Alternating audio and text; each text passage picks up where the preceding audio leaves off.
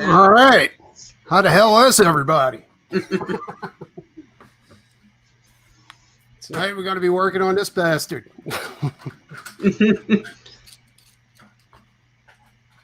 Yeah, so far it's coming out really nicely, I think.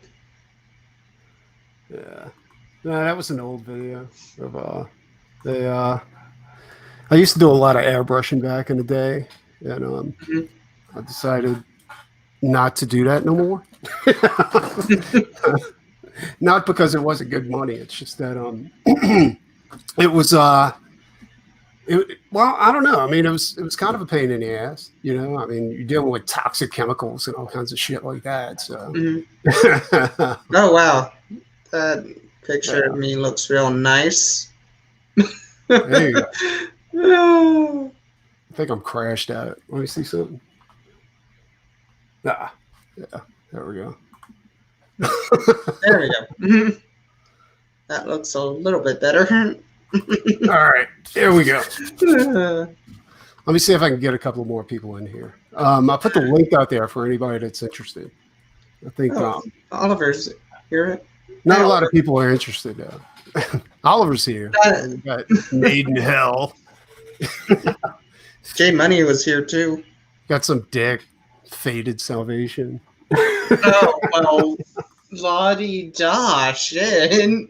Maybe I'll just go ahead and leave. Hey, some of you guys, that link is in some of the other chats on Twitter, so just go ahead and check it out if you want.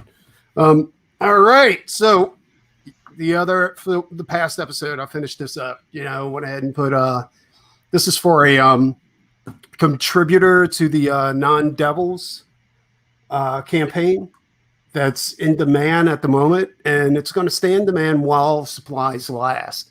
Like once I've run out of crap to give away to you guys, that's when the campaign ends. And for a lot of the newer backers, your stuff should be going out tomorrow. I tried to get it out today, but it was just big pain in the ass. And so with this, the original offer on the campaign was if all 12 of these sketch covers sold, the I would do front and back, and I would do it in full color. So, and that's what's going to happen here. Like, I'm going to try and make it full color tonight. Like, go ahead and finish up the back, and do some other crap on there. And then I'm going to go back and just do like throw in all the colors. With this guy, this backer is also is one of my patrons. So he got to choose the theme of his cover. So, he's a big Evil Ernie fan. So I went ahead and did some Evil Ernie work on the front cover, and I'm going to do some horrific shit on the back. And so that's where we're at, dude. Nice. So while I'm doing this, Faded Salvation is going to keep you guys entertained. Yeah. And we'll also, if anybody else wants to come in, just let me know and I'll go ahead and throw you the link. Because otherwise, drawing streams suck. Nobody wants to see that shit. Yeah. They want to be entertained by this shit's going on. So that's what we're doing. Yeah. So, So this is where you do some stand-up. Who's there? I don't know. Well, let's see. Is anyone are you looking forward to the new Godzilla versus Kong movie that's coming out? I actually am looking forward to it because I'm a huge Godzilla fan. Like all of the Godzilla stuff from way back. Oh yeah. And so that's actually one of the things I'm definitely looking forward to. I wonder if they're going to, like, for this next coming year, if they're going to calm down on all of the new superhero stuff, and they maybe might start concentrate on. I mean, not ignore comics, but maybe start messing around with some of the other stuff, like indie properties. Because we're still actively trying to sell Road Trip as an indie comic. As far as television, movies, and stuff like that, and it's a big pain in the ass, Yeah. So hopefully, I mean, maybe people are getting sick of spandex, dude. Because I got to tell you, dude, I'm so sick. Like when Marvel first announced that they were going to do the Avengers and Wolverine and the X-Men and all this kind of crap, I was like, all right, this is going to be fucking awesome. And I was disappointed. How they portrayed all that shit. And I'm actually one of the few people. I'm also one of the few people that actually like the Hulk movies. Yeah. And I thought some of them were pretty good, especially the first actor that was on there. I can't remember his name though. What was his name? I don't know his name either, but I think he was basically an unknown at the time. Mm-hmm. And I thought he pulled it off well, dude. I thought it was really good, And what I also thought was that, what was it, the third movie where they had your boy from American History X as Bruce Banner. He looked like the original Bruce Banner from the 70s live action TV show, But dude, I got to tell you, if there's a way to OD on spandex movies, I'm fucking there, dude. I know. I know how you feel after Avengers Endgame. That was kind of it for me. I'm no longer interested in the Marvel Cinematic Universe. Yeah, I mean, the only thing that was probably the last movie where it wasn't as woke as some of the other movies that they're planning on releasing. But you can tell it's going that way, you know what I'm saying? Because they had a crowbar Captain Marvel in there, and they had to do all this crazy shit. I mean, probably one of the only, Ed Norton, that's who it is. Thanks, Al. Johnson, yeah. But one of the only movies that I am looking forward to at the moment is Morbius, and I've always been a Morbius fan. And from what I understand, the actor that's playing Morbius, they weren't going to do a Morbius movie, but he pushed it. You know, like because he's also a Morbius fan, kind of like Ryan Reynolds is a Deadpool fan. You know what I'm saying? And to me, that's a good mixture. Like that shows that it's going to be somewhat of a good movie. And but yeah, especially if he like does what Ryan did, you know, tries to embody the character and make sure you know the proper things are into the movie too. You know, to get seen like the character. Yeah, like the proper respect is given to the character. You know. Yeah. And that's one thing I can say that Ryan Reynolds did with Deadpool. Like he made sure that Marvel stayed true to Deadpool. You know? Yeah. But dude, I really after that I don't want to see another Spider-Man. And I'm kind of tiring out on that, especially the way that they're making Spider-Man look and MJ. You know, it's just like, oh, dude, the last Spider-Man was so goddamn woke. It was like we can't have redheads in the movie. You know, it was hard. Race or what is it? Race swap. Yeah, race swap. And it's nuts, dude. And what tripped me out is like I watch Young Ripper and those guys, you know, and like he was pissed. he's like, you can't change Mary J to like a black chick, you know what I'm saying? And he's a black dude, so it was crazy. I mean, MJ was a fiery red-haired woman. They should have stuck with that, but instead they just went with a completely different, someone who's not really MJ with a different name or whatever, and just uses the same initials, which is really stupid. Yeah, exactly. Alva was right though. Like, if they concentrated more on the darker part of Marvel, because that's not spandex. Like they got the new Hellstorm TV show on Hulu, right? Or it's coming out on Hulu. And dude, I'm such a Hellstorm fan, like the Son of Satan. Like that's one of the one things that I'm looking forward to. And I think they're going to have his sister Satana in there too and shit like that. So,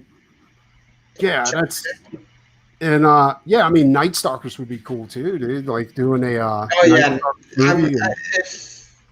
The way you're saying, if they stay true to the Night Stalker, then yeah. Yeah, but that's completely not spandex. That's one thing I can honestly say. It's probably the opposite of spandex. I don't know. And I didn't know this. Apparently, Made in Hell says I can't wait for them to remake Gamera. I didn't know they were remaking that one. Oh, Gamera? Yeah, from what I heard, they are doing a Gamera movie. Like Toho's going to go ahead and put that out there.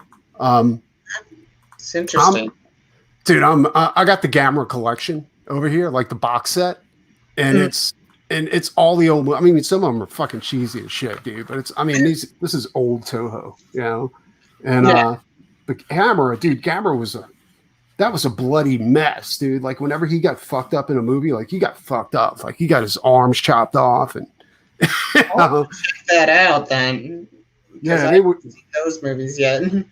They were not cheap with the blood. They were very generous with putting the gore and the blood out there and shit like that. So definitely, dude. Yeah, but I heard that what's up, Tim? Hey, how's it going, man? Yeah, I have heard that Toho's going to be putting out a new Gamera movie, and honestly, I'm hoping they put out a new Shin Godzilla too, because I actually really like Shin Godzilla. That one was like a what you call it, like a mind blowing mess kind of thing.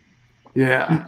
Now, did you see the second to the last Rambo movie? Rambo? Yeah, I did. The second to the last Rambo movie before Last Blood. Yeah, I thought it was pretty cool. Why you didn't like it, or the villain? I liked it. I thought it felt short, and I didn't know they didn't really tell you anything about the villain either. Yeah, it was kind of quick and dirty. You know what I'm saying? Like it was I think it was Sylvester Stallone trying to wrap up um Rambo and Rocky and all that kind of shit. You know, but for some odd Yeah, reason he decided to like come back to it. it was the battle scene. The last fight scene was very anticlimactic. I mean, it was like he was hiding behind a tree. The guy was running away. He just stabs him in the gut, and that's it. Yeah. It was Yeah, like empty calories. it You know, was. it didn't feel You're full. absolutely. Like I'm in total agreement on that. Like there was like it needed work. And but I mean it was what it was. I think like it was a standard Sylvester Stallone action movie. Like the only good Rambo movie to me was the first one. Like First blood, yes. You want yeah. a war, but give you a war, you won't believe. Yeah, because First Blood, I mean, it actually had a point to the story. Like you had a Vietnam vet coming back from the war, and he had to deal with all the hate, you know, and shit like that. And Yeah. it was Now, there's a scene in Melvin that somebody said reminded him of Rambo 2. The funny thing is, I've never seen Rambo 2. I have, and the you kind of like if you're in the mood to where you want to laugh and you want to see a tank and a helicopter play chicken, yeah. Oh, what's that? Rambo 3? That might have been Rambo. I don't know. I think it was Rambo 3. Yeah. Yeah. I've seen the first Rambo, and then I saw the second to the last Rambo, and I didn't see Rambo 2 or 3. Yeah, I think that was Rambo 3. Like it was a disaster, dude. Like it was a mess. You know. Well, there's a second page in my comic book where because the third page was not the third page. All of a sudden, my character Melvin has all this gear on, and I'm like, it's missing something. So I did a quick storyboard of him putting on all the gear, and somebody said, "Yeah, it looks like reminds me of Rambo 2." You know, except from different angles. I'm like, I've never seen Rambo 2. How did I think of that? I was checking out your like the pre-campaign for Melvin a little bit, and I was is that gold? Is he gold? Or He has yellow skin. It's like the same skin tone as the Simpsons. is he because he's jaundice? Or is No. Oh, you're so funny. or is it kind of a wet works type of thing? No, it just because in wet works they have gold symbiotes. He's Spartian. Get it? Hmm? Yeah, like a Spartan and a Martian mix. So he's a Spartian. Ah, okay, I get it. No, I was just wondering. I thought it was like because at first I was like, is he doing like wet works? You know, I was like, oh yeah, that'd be a good, even though it's not accurate, that'd be a good. Or was he like I was confused. I was like, is this guy human? Is he like Warlock from no, he's not human. He's a Spartian. Yeah. Humans don't. I mean, humans that as we know them don't exist. You have red Martians, green Martians, Plutonians. Melvin's the last Spartian as far as he knows. Okay, sweet. I thought of this idea when because it was during the time when they were trying to when they had stupid articles like why isn't there an all black X-Men or it's like who gives a shit. You know, out of all the things that the X-Men are supposed to be about, that's what you focus on. You know? Yeah, I mean, if anything, I don't know why they would ever attack the X-Men because the X-Men are like the most diverse group in comics. You know what I'm saying? Like you got a Canadian, a German, an African. You know what I'm saying? Like you have a character like Wolfsbane who doesn't is pretty much a Catwoman. Yeah. She has hair grow. You have the Beast who has like blue fur growing off his body.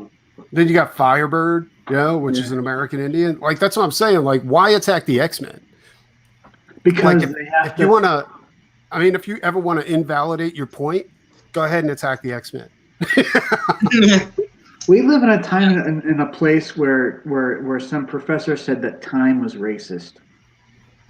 Yeah, well, they were Oh, also I know saying what that. you're talking about on that. Oh, I rolled my eyes on that. Such retarded bullshit. Please elaborate.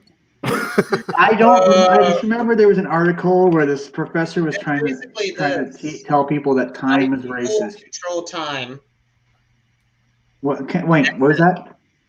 White people control time. That is it. You got to elaborate more, dude. I have no idea That's- where this is coming from. I'd make it more Hold convenient on, for let me. me bring up the story. Give me just a minute. I'm sorry. I mean, if I controlled time, I would make it more convenient for me. Like, I don't want to get up today. Yeah, I know, Time right? Yeah, who wants to get up at 8 in the morning? Or I'd stop time, do all my work, and then go home. Like I just go. I'm going to go home now. Oh my. What was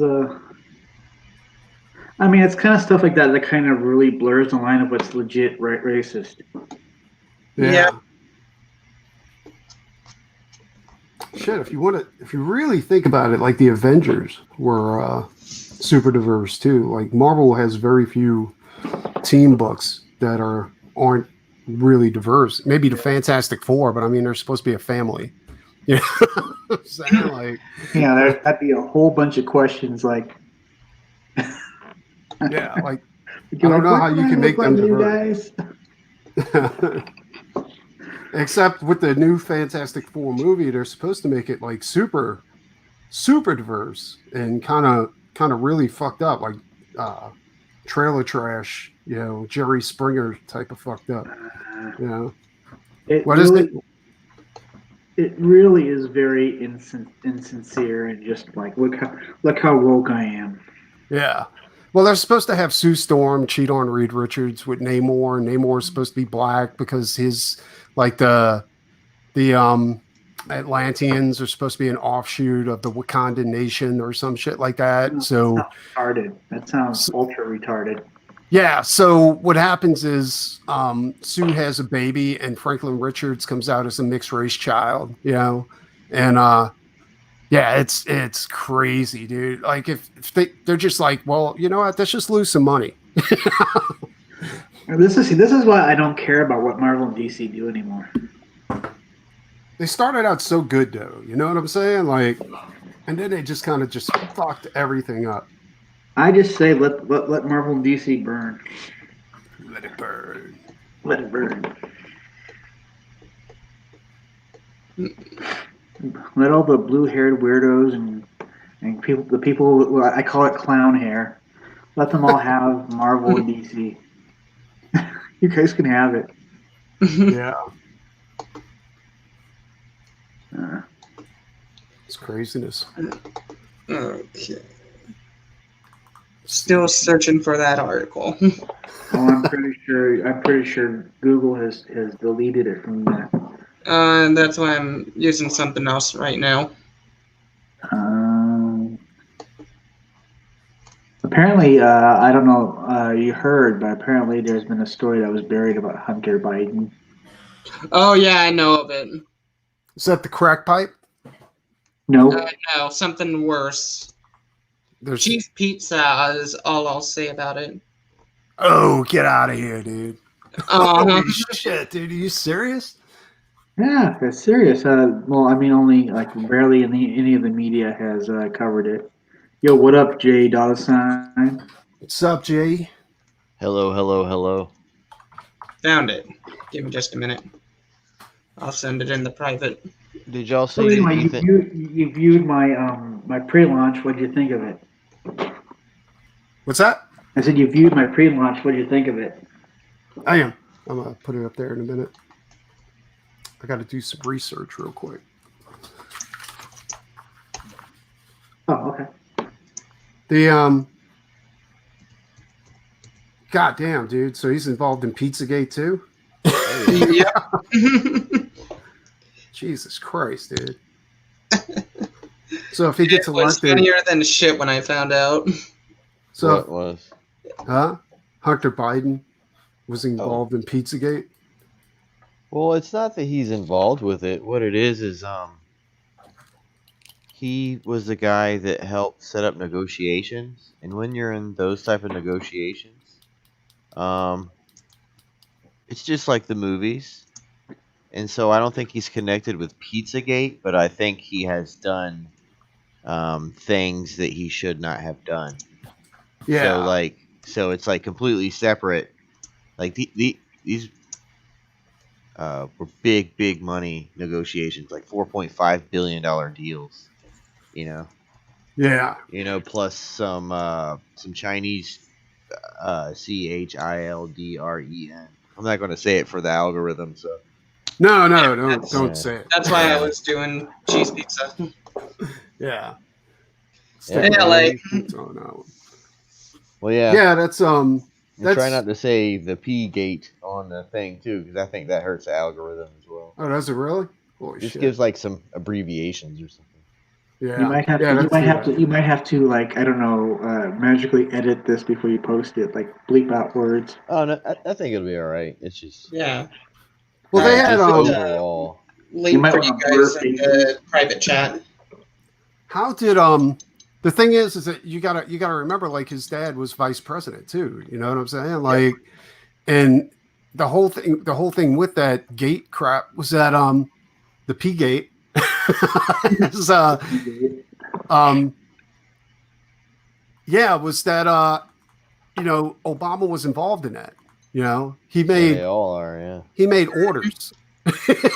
so so that's what I'm Well, saying. Like, I don't mean to cut you off. My bad. no, go ahead.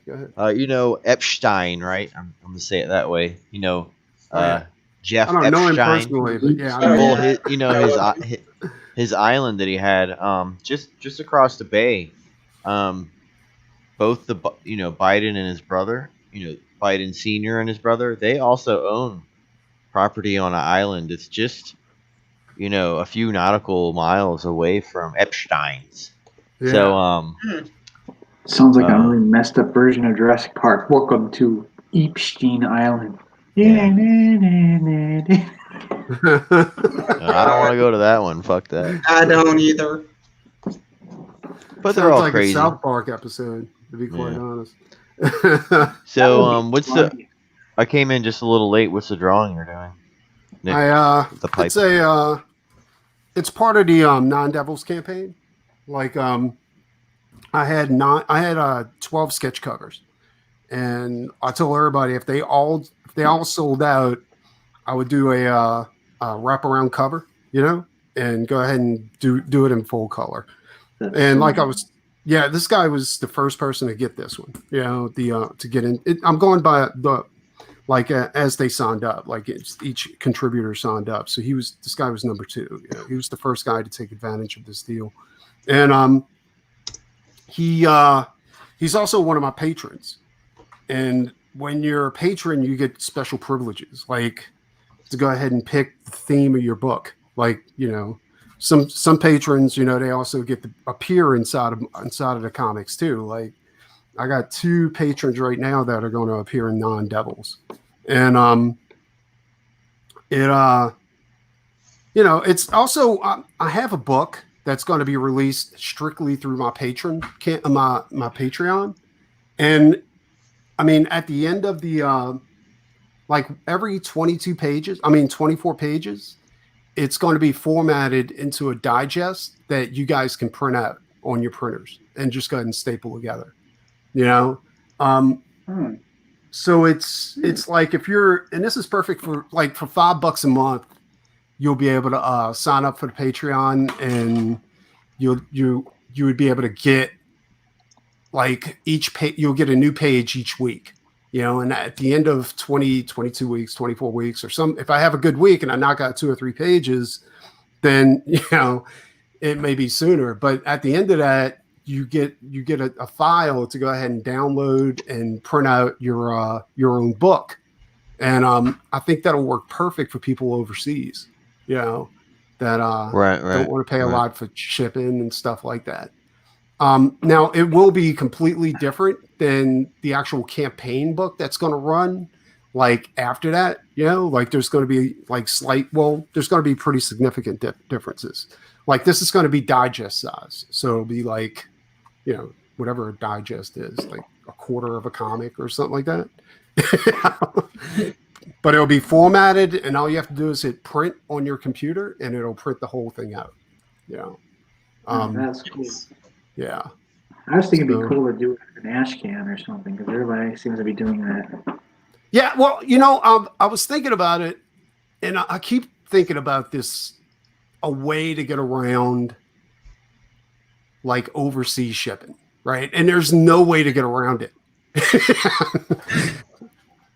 I can't crack the overseas formula, like as far as the distribution formula for overseas. So what I figured was they're going to download the digital copy anyway. Like they're going to back the digital copy because they don't want to pay double for, because it's almost as much as the book for as far as shipping goes, right? Shipping cost is almost the price of the book. So if they do back the book at $10 and it's a digital copy, what I'm going to start doing, I might just start doing, formatting it to where they can print it out on their end, and I would hope that they wouldn't be like a bunch of scumbags that'll go ahead and sell my issue to their buddies overseas. You know what I'm saying? But as far as piracy and stuff like that, like I can't stop that, because everybody's got a scanner. And if you order one copy, you're able to knock the book off. Like you're able to scan it in and format it yourself. So you just put it like the back page. You just say shame on you. Yeah, shame. For stuff like that, make sure you put in be sure to buy the book, because a lot of people actually do buy the book, even if they. No. Yeah, you'll still be able to buy the book. I'm not. Every time they print off the whole thing, there's your face staring back at them like, why? Why? Well, yeah, I know, right? Well, the thing is funny is that if you do order the physical copy, what I've decided to do is add more of a collector's value to the physical copy. So when you order a physical copy, I'll go ahead and doodle something on there and sign it. So now you got something that's worth collecting. Whereas the digital copy, not only is it going to be smaller because you'll be able to print it out on a piece of paper, fold it in half, and staple it together in the middle. See what I'm saying? So it's not going to be like on comic paper, it's not going to be on good stock. It's going to be whatever you got in your printer, Maybe you can print along the spine. I'll know. I'm watching you. But I'm thinking about it, and like everybody keeps bitching about piracy, but you can't stop that, dude. We're in a digital age. Really? Well, it's like a friend of mine said, if somebody can kind of print it out and distribute it without sell it, it's like, well, you're still getting publicity or like some kind of some kind of like underground advertisement or promotion or something. Yeah, no, and I'm cool with underground books because I mean that's what we basically are at. We're at now. You know what I'm saying? Like we're it's basically like manga. Yeah, like manga's mostly digest too, isn't it? Like Think of it as like what bootleggers do to like when they go to concerts and stuff. Yeah, exactly. And think of me as the Grateful Dead. So I'm giving you an outlet to go ahead and plug in and make your own demo tapes. Except, well, music is the only place where an actual knockoff is a collector's item. Yeah. Now, if you bring it to me at a show, I might sign it. If you're one of the back, if you list it on the backers list, So, yeah. I mean, it's just different things to help out my patrons and my backers. I have a question for you guys. What's your guys' favorite monster movie? Oh, favorite monster movie. Oh, what was that one where they were inside those robots? What was it? Pacific Rim? Pacific Rim. I love those ones. Then you got to be a Godzilla fan. Well, do y'all remember that robot film from the 90s, I think, where Oh, Iron Giant. gosh, what was it? Iron No, Giant. it was an actual live action film. It was live action. And it was pre Pacific Rim. Was it Power Rangers? Power Rangers. If you remember Pink Ranger, she was pretty hot though. If you remember the name of that movie, I'm definitely going to look it up. Yeah, I'm looking. I'm looking right now. Hold on. So it's like they were in suits. It was American robot jocks. Is that what it? That's not what it.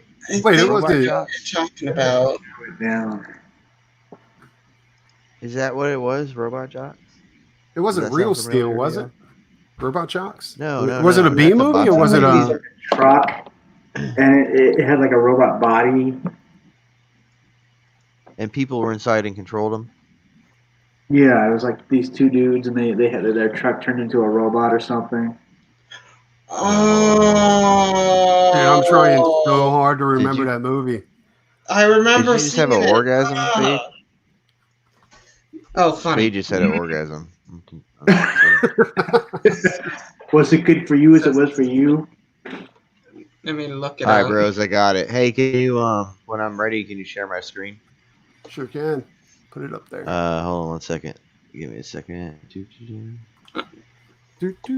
My guess also was going to be Guyver, but I'm pretty sure I'd be way off. Oh Fucking gosh, love dude. Guyver, So dude. in the so I can't say anything. Anyway.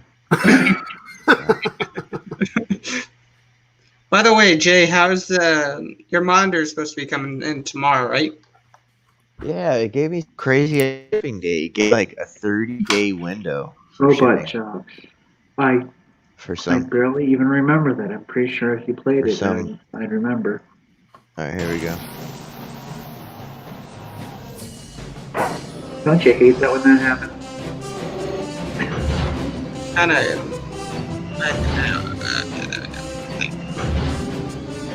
Robots walking like it's down. Yeah, it's pretty much the premise is Pacific Rim really. Well, But anyway, we know where, I don't want to keep. Yeah, I know, right? Well, we know where Pacific Rim came from. Basically. Yeah. Was that my screen freezing up, or was that pretty much stop motion? Like when they had the robot walking? Yeah. I think it was pretty much. No, I think kind of both stop motion and just the screen kind of freezing. Yeah, I think it kind of froze a little.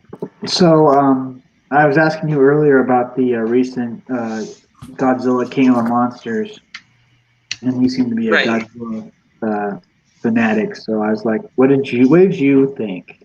I liked it. I like King of Monsters. Like, oh yeah, I wasn't sure if you were meaning like looking forward to the next one or the old one. Yeah, the old one. Apparently, the old one was kind of crappy. Well, it was good for its time. I mean, the old King of Monsters was it was. I liked it, but I mean that was from 1960 something. I think it was 1958. Yeah, like that. Isn't like a big build up where the monsters didn't actually have enough screen time? It was just a bunch of showing the people. I don't know, dude. Like the old King of Monsters, like they dug deep, dude. Like they dug into there. I mean, they had monsters I had no idea even existed with Godzilla. Hey, what's up, Zayd? Akeem, is that right? Akeem, I can't pronounce that. Yeah, you said Lakim. Oh, yeah, just call him LA. It's easier that way. Yeah, LA. Yeah. So.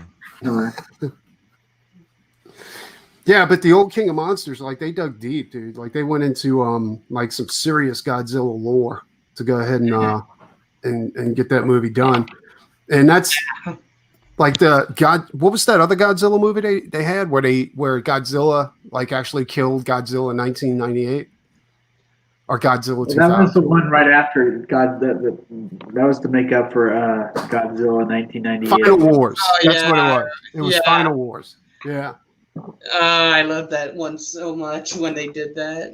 Dude, they dug deep on that one too because they had Yeah. they had all kinds And of that was crazy. like a non-stop kaiju monster royale right there. Yeah, it was crazy, dude. Mhm. You know, and one of my favorite monsters is Gigan, right? Oh yeah. And they had like the coolest looking Gigan. With his That's little the joke butts. about most Godzilla movies is like Godzilla destroys Tokyo and they always rebuild it and he comes back again. Well, yeah, for Godzilla. that nuclear radiation, of course. You think they have Godzilla insurance? I'll Well, build they did underground. around like the 90s, I believe. In case Godzilla destroys your home, you're covered. Yeah, build the city underground or something like that. Yeah. Okay, now we got Neo Godzilla comes up and Genesis he's just going on there. we don't live here anymore. Go away. Yeah. I'll build really cheap houses. Yeah, it's crazy, dude. So apparently, Yeah, I guess that one's actually one of my favorite movies. Is Godzilla versus King Ghidorah, the newer one. Considering they Is that with Mechagodor?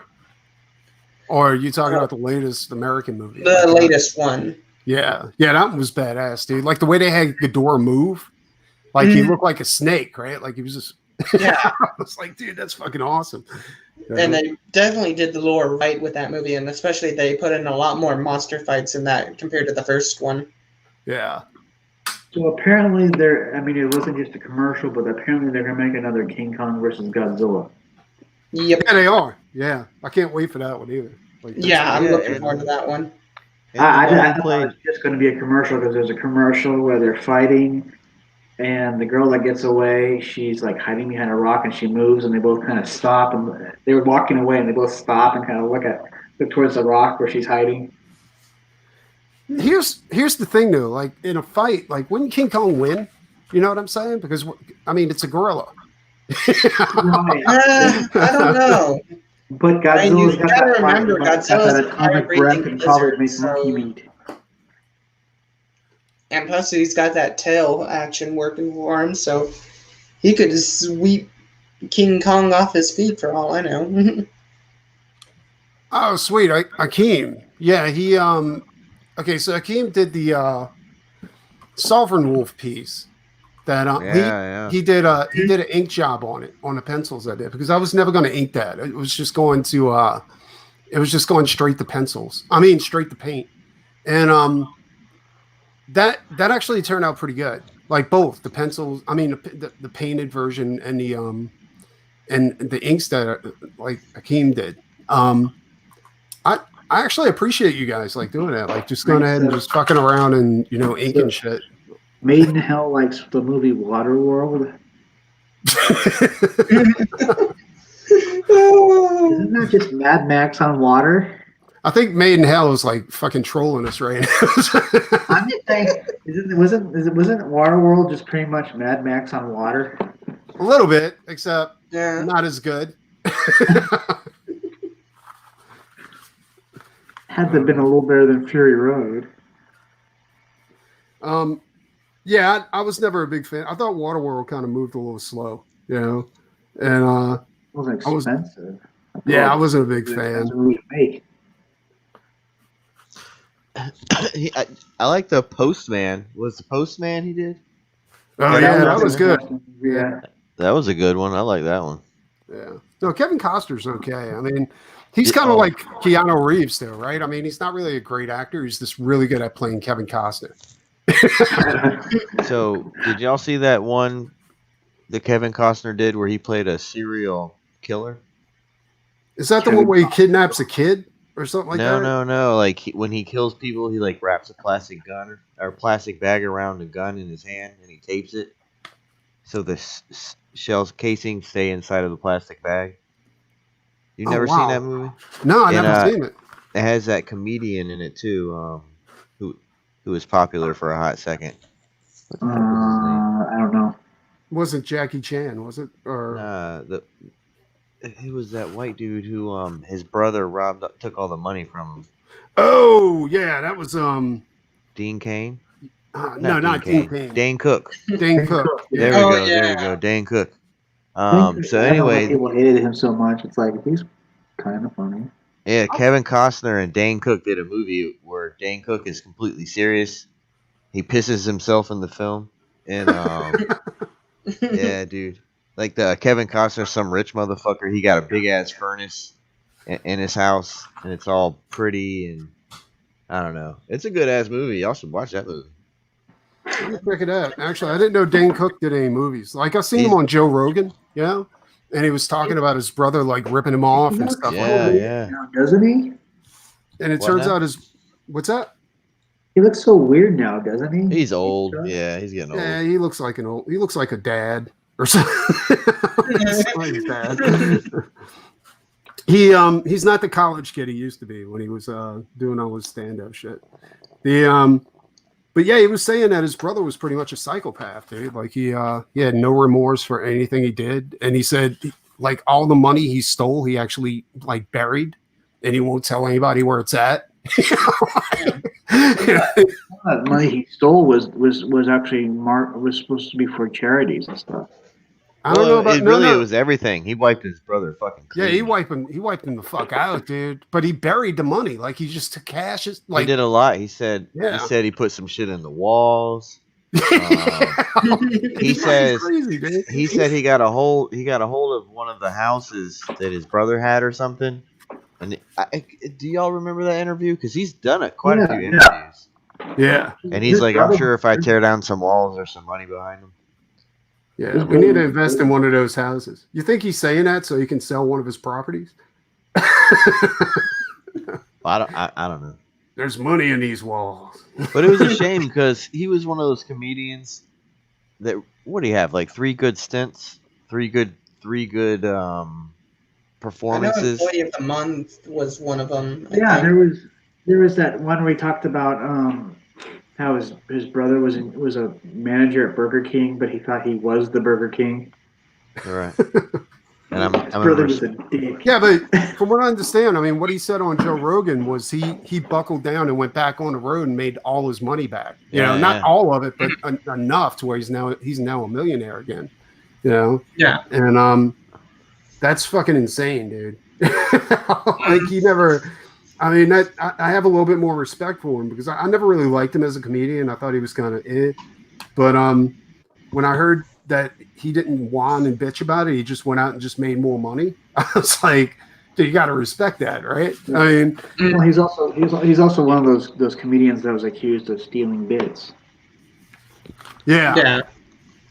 I mean, that's just no. Even though he was funny, I think he just was one of those. But did you There's a see the bunch one of those, where Joe Rogan went on stage and just straight up accused Carlos Mencia of stealing? Yeah, but he accused him of stealing from everybody, dude. Yeah. Yeah, but Yeah. it's true though. He did steal a lot of jokes. Apparently, he would wait in the audience and write down everything people would say. But he called him out right on stage. I'm not a big fan of Joe Rogan as far as his comedy, but I do like his podcast, and I like that he doesn't take a lot of bullshit. Like if he sees something wrong, he goes after it. Like when he went after that MMA fighter that was masquerading as a chick. Yeah, the one that Mm. really destroyed somebody in the ring. Yeah, there's something going on with MMA. yeah, like he got crucified for both Carlos Mencia and like the comedy clubs wouldn't allow him to go and perform over there anymore because he spoke out against Carlos Mencia, and because Carlos Mencia was the hottest thing around at the time. Remember? Yeah, And that's not even his real name either, and he's not Mexican. He's Honduran, I guess. Mencia is not even his last name. is anything real about this motherfucker? I know. Quick, let's get the vote brigade. When I was working Fort Hood doing a people ready job, we clean up after the fireworks show and everything.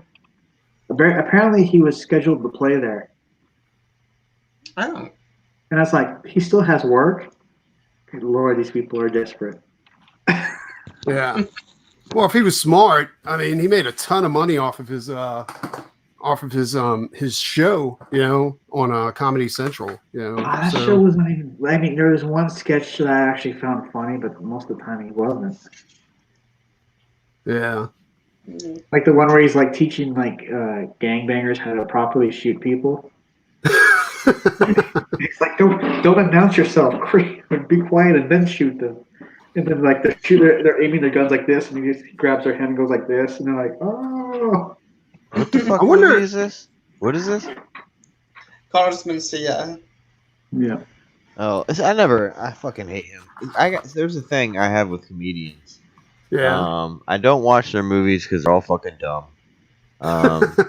Well, good news is it wasn't a movie; it was a TV show. Well, same thing. They're all dumb. They're all dumb. Well, Now I'm just saying- well, even George Carlin's show was kind of dumb, but I was able to sit through it with my dad and What about mom watched it. Key and Peele? I It kind of like sucked. George Carlin. I thought that was cool. George kinda Carlin's the like greatest. Key and The show was Peele. good. I sat through Yeah. it with my dad. It was pretty good.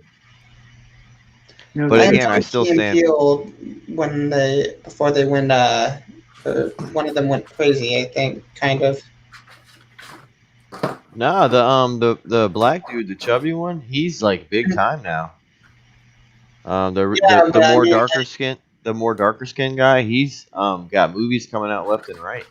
who's that? Yeah, but he's From Key and Peele, slowly more. or am I not thinking the right thing?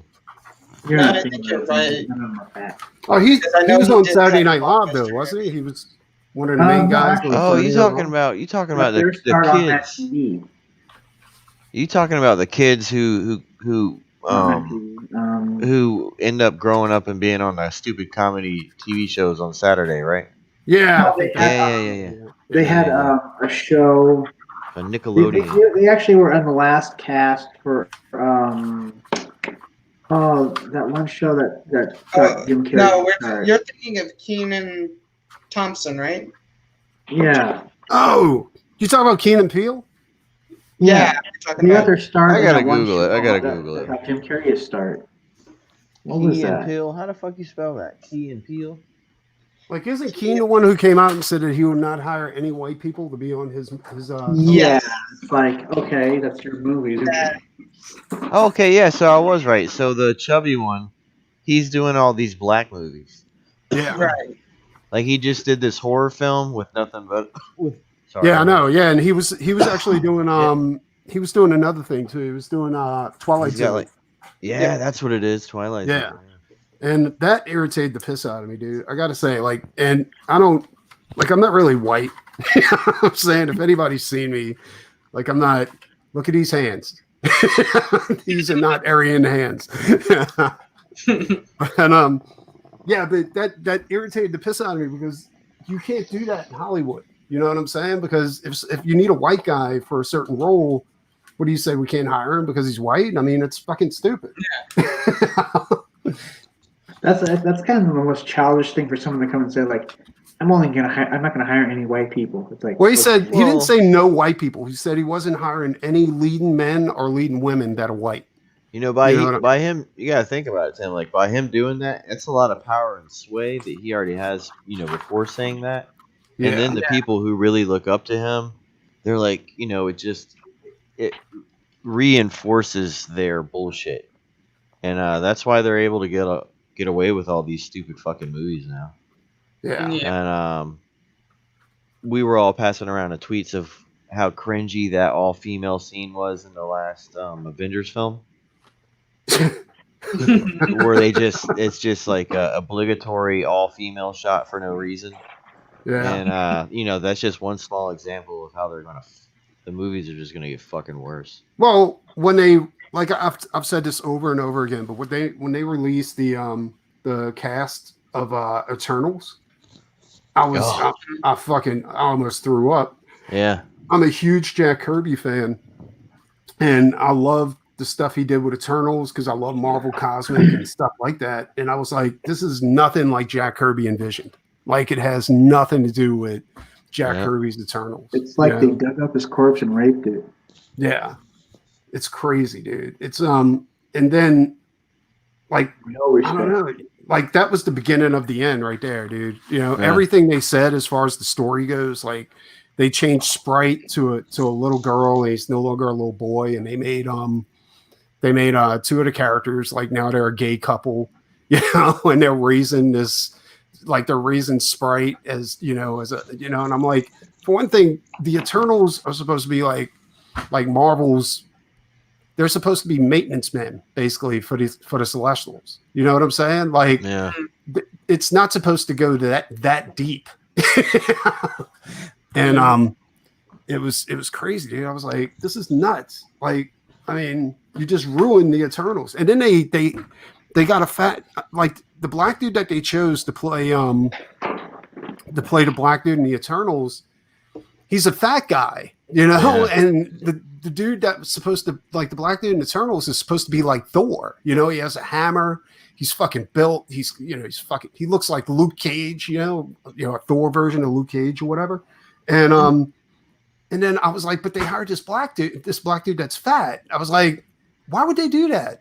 I mean, are they trying to fuck this up? Like, yeah, I was like, They don't care about the people they're making it for, so therefore they don't listen. Basically. yeah.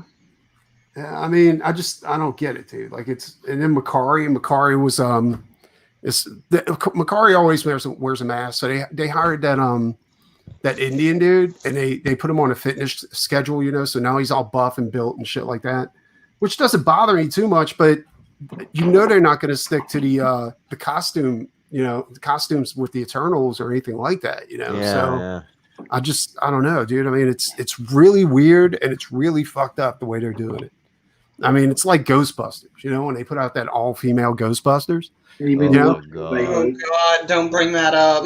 Well, I mean, to be honest, I wasn't against it at first until they wasn't sticking with the Ghostbusters mythology, right? They were making fun of the Ghostbusters mythology because they were like, funny. they're playing with the streams and shit like that, you know, and they were fucking like crossing, using the ecto guns as like fucking whips and shit like that. I was like, what am I watching? What is this bullshit? Well, the jokes weren't even funny. It's like, okay, how can these people who were funny in everything else they did not be funny in this stupid movie? Exactly. That's supposed to be the top female comedians, you know, today, you know, and they couldn't pull off Ghostbusters. You know why? It's because they made the humor like stupid, like those Scooby Doo movies. Yeah. And the original Ghostbusters, the humor was kind of like serious funny. It was an intellectual humor, I guess. Yeah, you know? like I remember they're going in the elevator, and the guy's coming out of the elevator, and he's looking at them, and like Peter Bacon's like, "Oh, there's a cockroach upstairs," and the guy's like, "That must be some cockroach." No, Yeah. but no, they had to go with a queef joke. Yeah, and then they had I don't even know why they had your boy, what's his name that plays Thor, as their secretary. I was like, that's And he was dumb as well. Oh that's yeah. retarded, dude.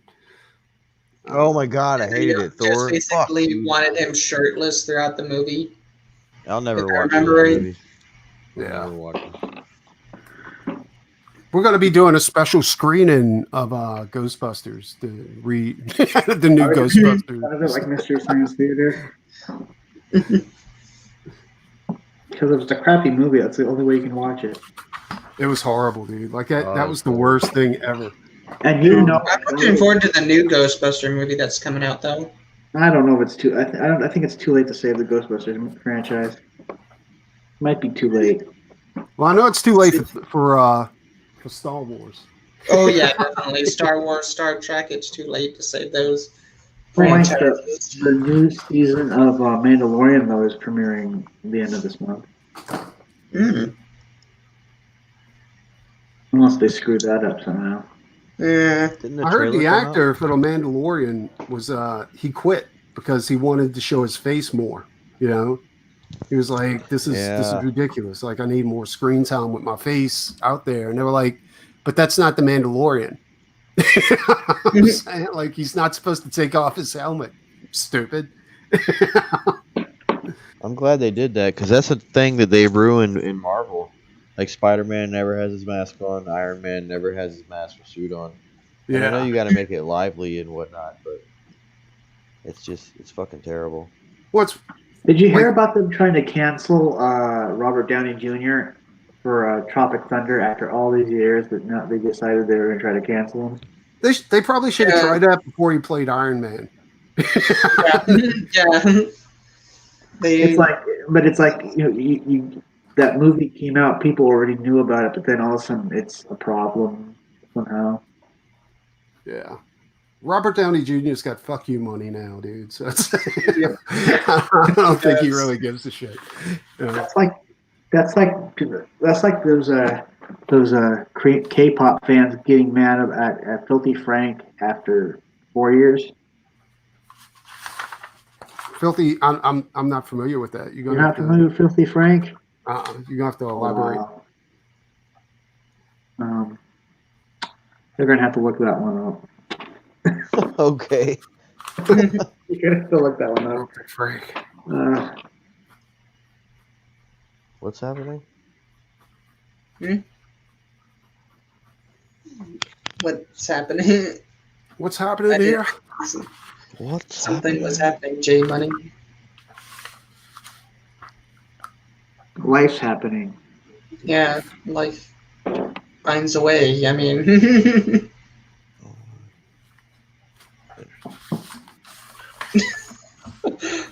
I think we broke J Money.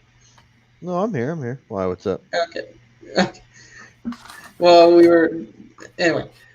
So, What happened now? what's your guys' let's see. What are you looking on the internet for questions to ask? No. There's a specific question I was gonna say, and I just like lost it midway through.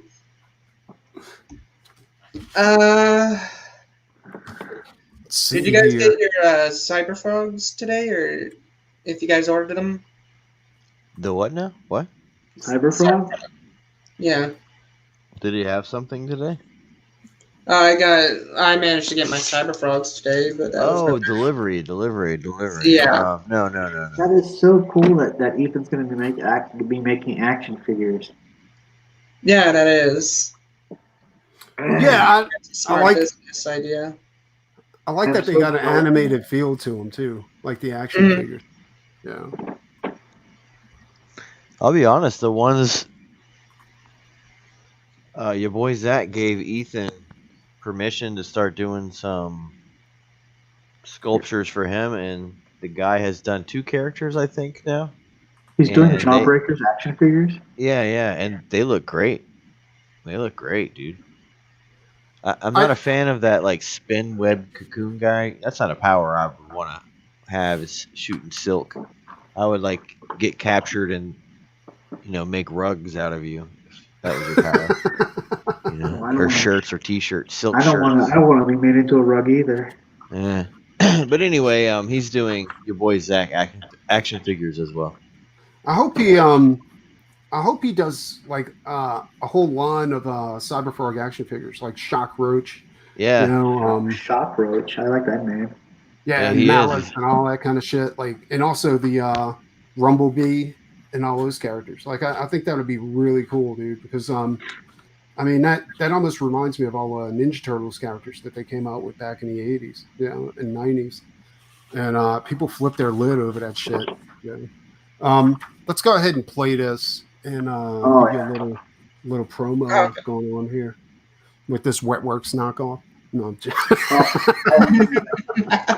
Okay, I see how it is.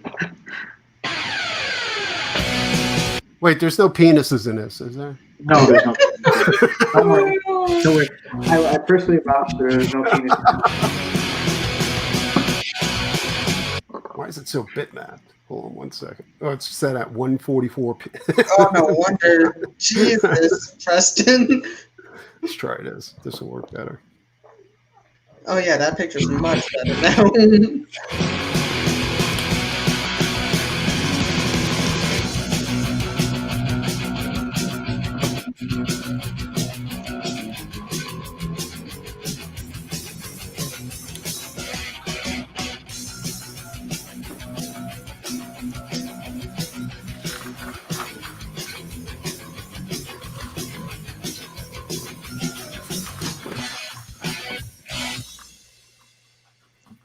Why the name Melvin? It's a name taken from the first issue of Mad Magazine from the cover. Okay, awesome. I used to have a Mad card set. And and also, like, did you do the artwork or you're the No, writer? that would be Sherwin, my artist Sherwin. Yeah. Okay, nice. Is I, it I going to do. be I you're do. going to do it all in black and white? What? Is It's it only all going to black be and white, yeah. sweet? Are you going to do a stretch goal for color, or is it just? Are you just going to stick with black and white? I haven't thought about stretch goals yet. I'm trying. I don't know how to go about doing that. Well, it's like, I mean, after you hit a certain, like, say you hit 5K and you're like, okay, throw color in there. If you guys give me another 5, so, but no, it doesn't look too bad. I mean, I hope you get some action off of it. Yeah. Um, how many Yeah, pages are you going with? it's now going to be 26 pages. We added 2 pages to it. Nice, sweet. We are at least 7 pages away, I guess. When are you planning on launching? End of December, like the last possible day of December. Oh, sweet. Um, yeah, you're playing it. You're playing it kind of dangerous, but Yeah, I've heard that. I've heard that. yeah. Yeah, it's But yeah, you playing with fire, dude. Because you got to realize, like, people are going to get their income tax in February, so you like the end of February, and then most people are going to get their income tax in late because with all the COVID shit and all that other crap that's going on, I wouldn't bet on anybody getting anything on time, you know. uh, But I know one thing, like, you are allowed to keep your campaign up. It's 60 days, I think. I mean, your pre-campaign up for 60 days before you have to launch. So yeah, I mean, yeah, I would leave it up as your pre-campaign as long as possible to go ahead and eat up all that time. Yeah. interesting. Yeah, like that's what I was explaining. Like everybody's like jacked about going ahead and launching right away, but I'm like, dude, I was like, right now, none of you motherfuckers should be thinking about launching a campaign. Yeah. Like none of. Damn. Like all you want to do is you want to work like a fucking demon on your current books and books that you want to launch in 2021. And don't worry about, just worry about getting the work done now and worry about launching when you like next year when people start getting money, because nobody's going to spend money on books right now, you know. At least I don't think they will. I mean, my experience from last year, from launching late in the year, it was horrible, dude. I mean, it was terrible. Yeah. I don't think I could crack 2,000. I think it was Well, horrible. I definitely don't want to launch before it's ready because, like, I was still when I launched the campaign the first time, I was still like we were halfway through the artwork and we hadn't even. And I was told I got some pretty good advice to stop the campaign short, refund everybody, and then kind of rethink what I was doing. Yeah, I had to do the same thing. Here's a piece of work. I'm gonna show this off for a second. And this is kind of a teaser. I'm not really going to give too much detail. It's a new piece of Doc Salem artwork with a little bit of Sovereign Wolf. And I'm not saying there's a crossover coming. Oh, Frog G made a good point. I actually do have. Oh, that looks nice. Yeah.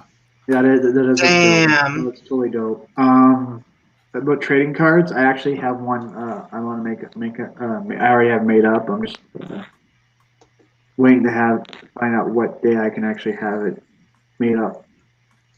This is one of my most favorite pieces. So, well, besides the other one, like I had this guy, I'm doing a trade out for some artwork with a guy in the UK, and he did a Bisley level painting of Doc Salem and all these Universal monsters. and I was like, Damn, dude, that that's looks fucking cool. incredible. You know, but this is crazy awesome. I was like, dude, I was like, Yeah, what's wrong with you? Why would shit. you do this? You said he painted that? No, not this one. It's Oh, another. okay, Let me okay, see if I okay. can pull the other one up.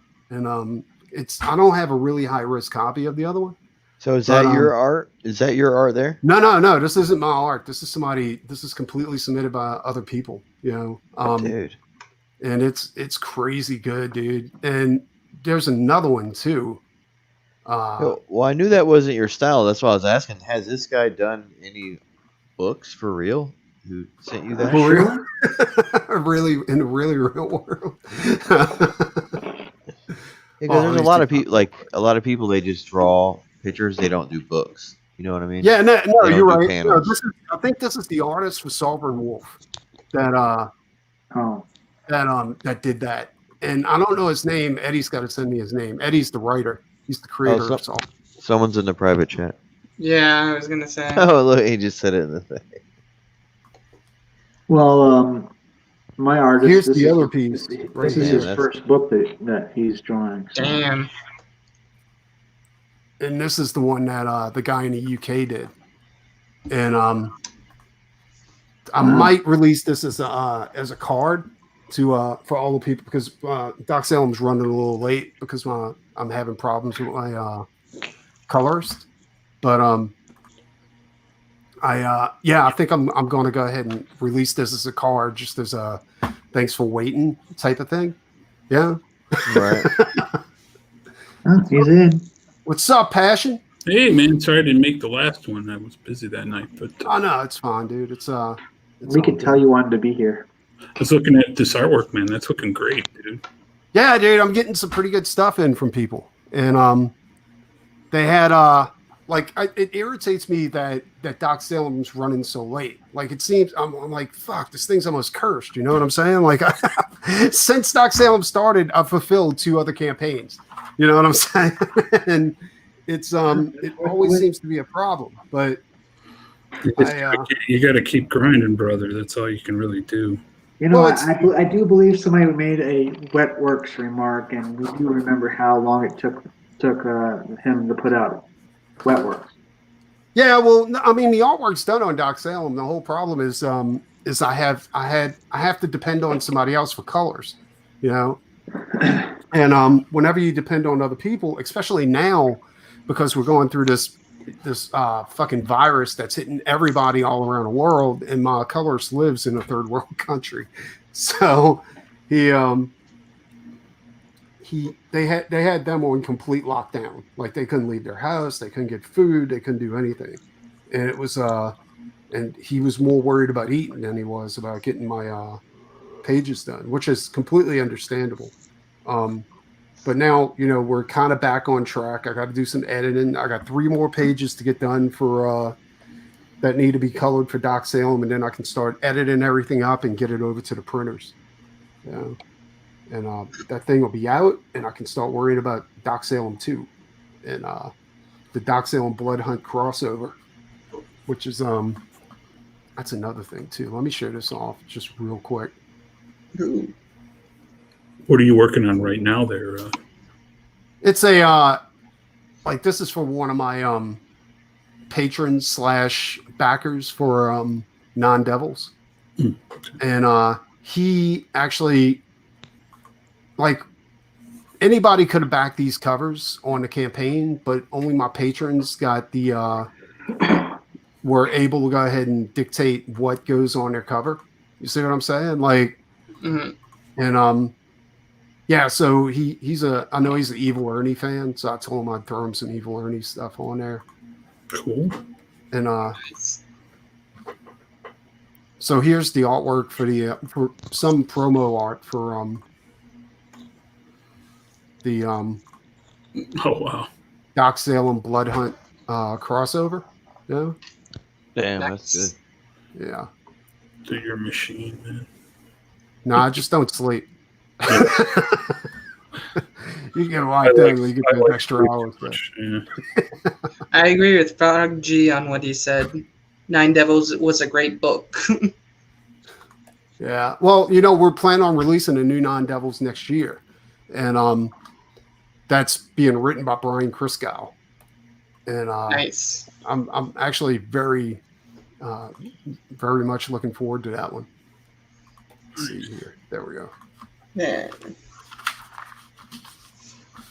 But it's good to find a colorist that's able to do good colors over a sketch rather than having to go back and ink everything and all that kind of stuff too. Like that saves a ton of time. You know? Yeah, I can't wait till we do that one thing, Preston. It could be. Yeah, I don't know if do you want to talk about that or you? Yeah, not yet. Yeah, soon. I'm almost next couple weeks, man, because I want to get Doom Fate done before I start talking about the next thing. But it's coming, man. I've been working on the story. I think you're gonna have a good time doing it. So. Oh, you bastards have no idea what you're in for. It's going to be a lot of fun. The whole point's to have a lot of fun. It's going to be a real fun thing. Yeah, well, I mean, that's kind of what I'm looking at everything right now is, I mean, I have no problem. Like everybody's talking about mainstream this, mainstream that. How are we getting the mainstream and all that kind of bullshit? Like I have no problem staying as like one of these cult artists, like creators, like Matt Wagner, you know, and Mike Allred, you know, and people like that. Like, I'm good with staying in that area. Yeah, especially since you guys are able to talk directly to your fans if you need to. So. Yeah. Yeah, so we already had somebody trying to mess with all that stuff, and you know what happened to what they were trying to do. And I think Doom Fate's one of those projects too. Like that, if anything, that should be produced by heavy metal. You know, if heavy metal wasn't so goddamn woke right now. What the hell happened to where some of that heavy metal got so woke? I have big plans for Doom Fate and the whole world and everything, so it's going to be expanded. And I'm trying to get as many awesome artists and CG to work on it eventually. I have projects planned the next 5 years I want to do, and I can't. There's no way I can do them all myself. You know, there's just not enough time. I'm too old, but you know, but there's so much talent here, man. There's so many awesome artists, and I got more stories than I could probably draw. So are you wanting people to contribute? Yeah, there'll be opportunities down the line as we go. Because what I want to do with Doom Fate, it's part of a bigger world. So I'm not doing just a comic. It's gonna be, there's 9 separate lands. It's a whole. I don't want to say what the name of it yet, but there'll be stories of different characters outside of Doom Fate that take place at the same time. I want to do role-playing games. I want to do board games. I want to do all that. I want to be the fantasy RPG guy of CG because no one's really doing that. So there's nothing wrong with that, dude. Like doing having something D&D related or something like that. Yeah. You know? The project, you know, you and I are talking about, that's going to be, no one's doing what that project is, you know? Yeah. No one's doing that, and I think there's going to be a big swath of people who are going to love it. So we were talking about that on Mike Murphy's stream last night about like the first wave of CG books where, you know, there was a little spandex in there, but there was a lot of like it was I don't know what do you say? It was like sci-fi? early image or something like that, you know? And sci-fi, there was a lot of things with the word cyber in it. Yeah, there was a bunch of cyber.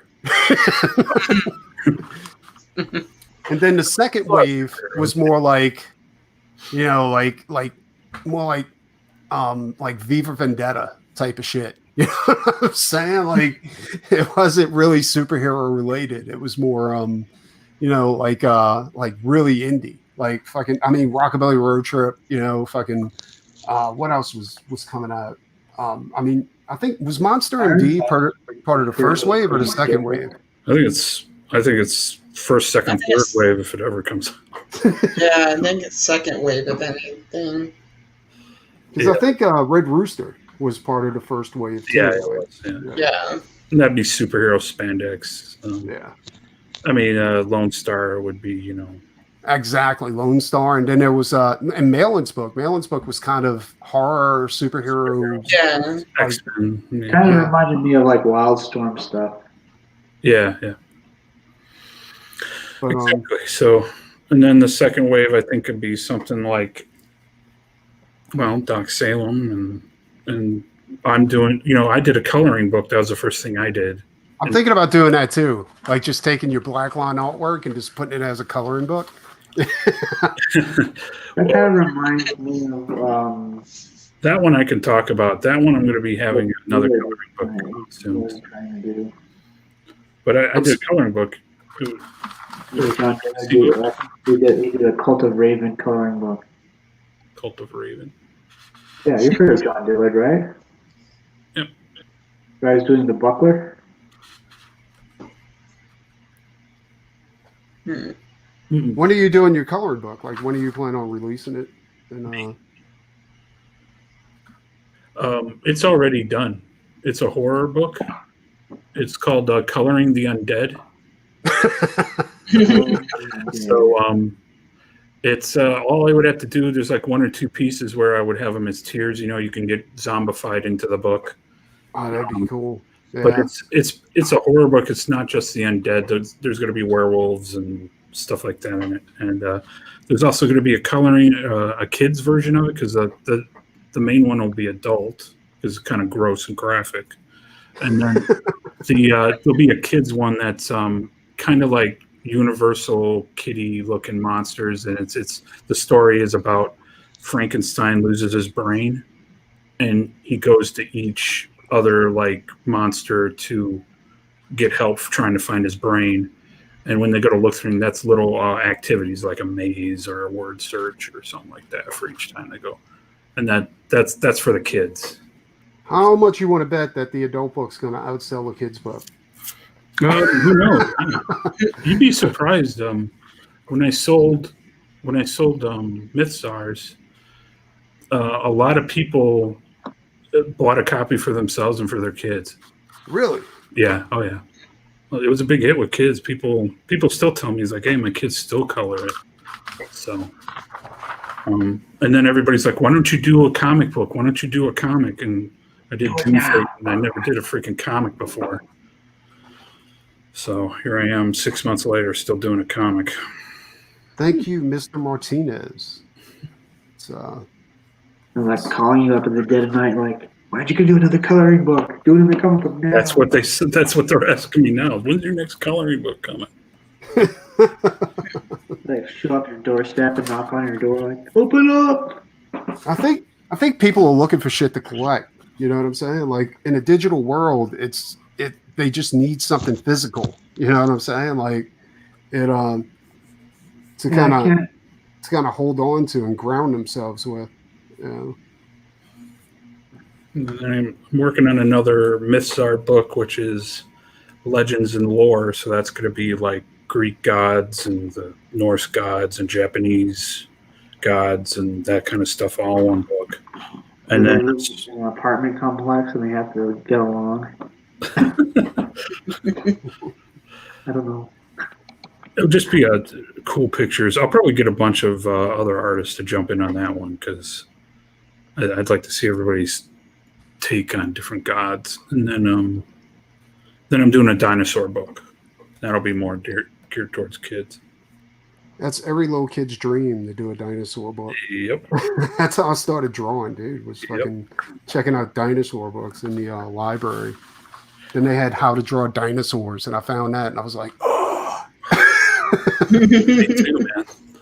It was Dungeons and Dragons, Greek mythology, and dinosaurs. Those were the things that got me into draw. That's what I used to draw at first. Yeah. Then comic books. I didn't know comic books existed until late, dude. I knew. My brother had a copy of X-Force #1, and he hated it, but I loved it. Yeah. Well, I was the oldest one in my family. Like, I am the oldest one in my family. So I was like, I was kind of the person that goes out and explores shit and then goes back and says, hey, check this out. And none of my family, as far as my parents, they weren't very creative people. So You know, I had an uncle, but he was like a failed artist, and then their goal was to make sure that their son never turned out to be my uncle. That's my same story too. Is that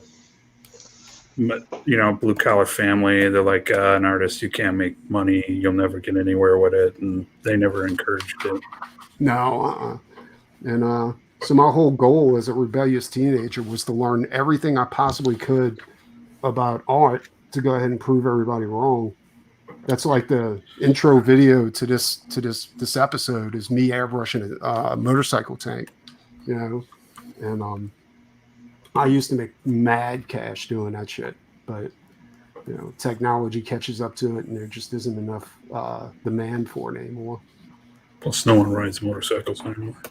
Well, you do, but you have to be like 40 or 50 or something like that, going through a midlife crisis. They all like ride cafe racers now.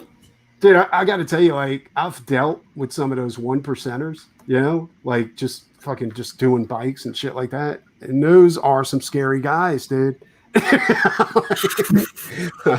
One guy was like, he was showing me where his tattoos used to be, you know, because his girlfriend loaded on pills, ran over him while he was on his motorcycle and drug him across the highway. I was like, what? And he lived. That was the crazy part, is that he lived. I was like, God damn, dude. So they broke up.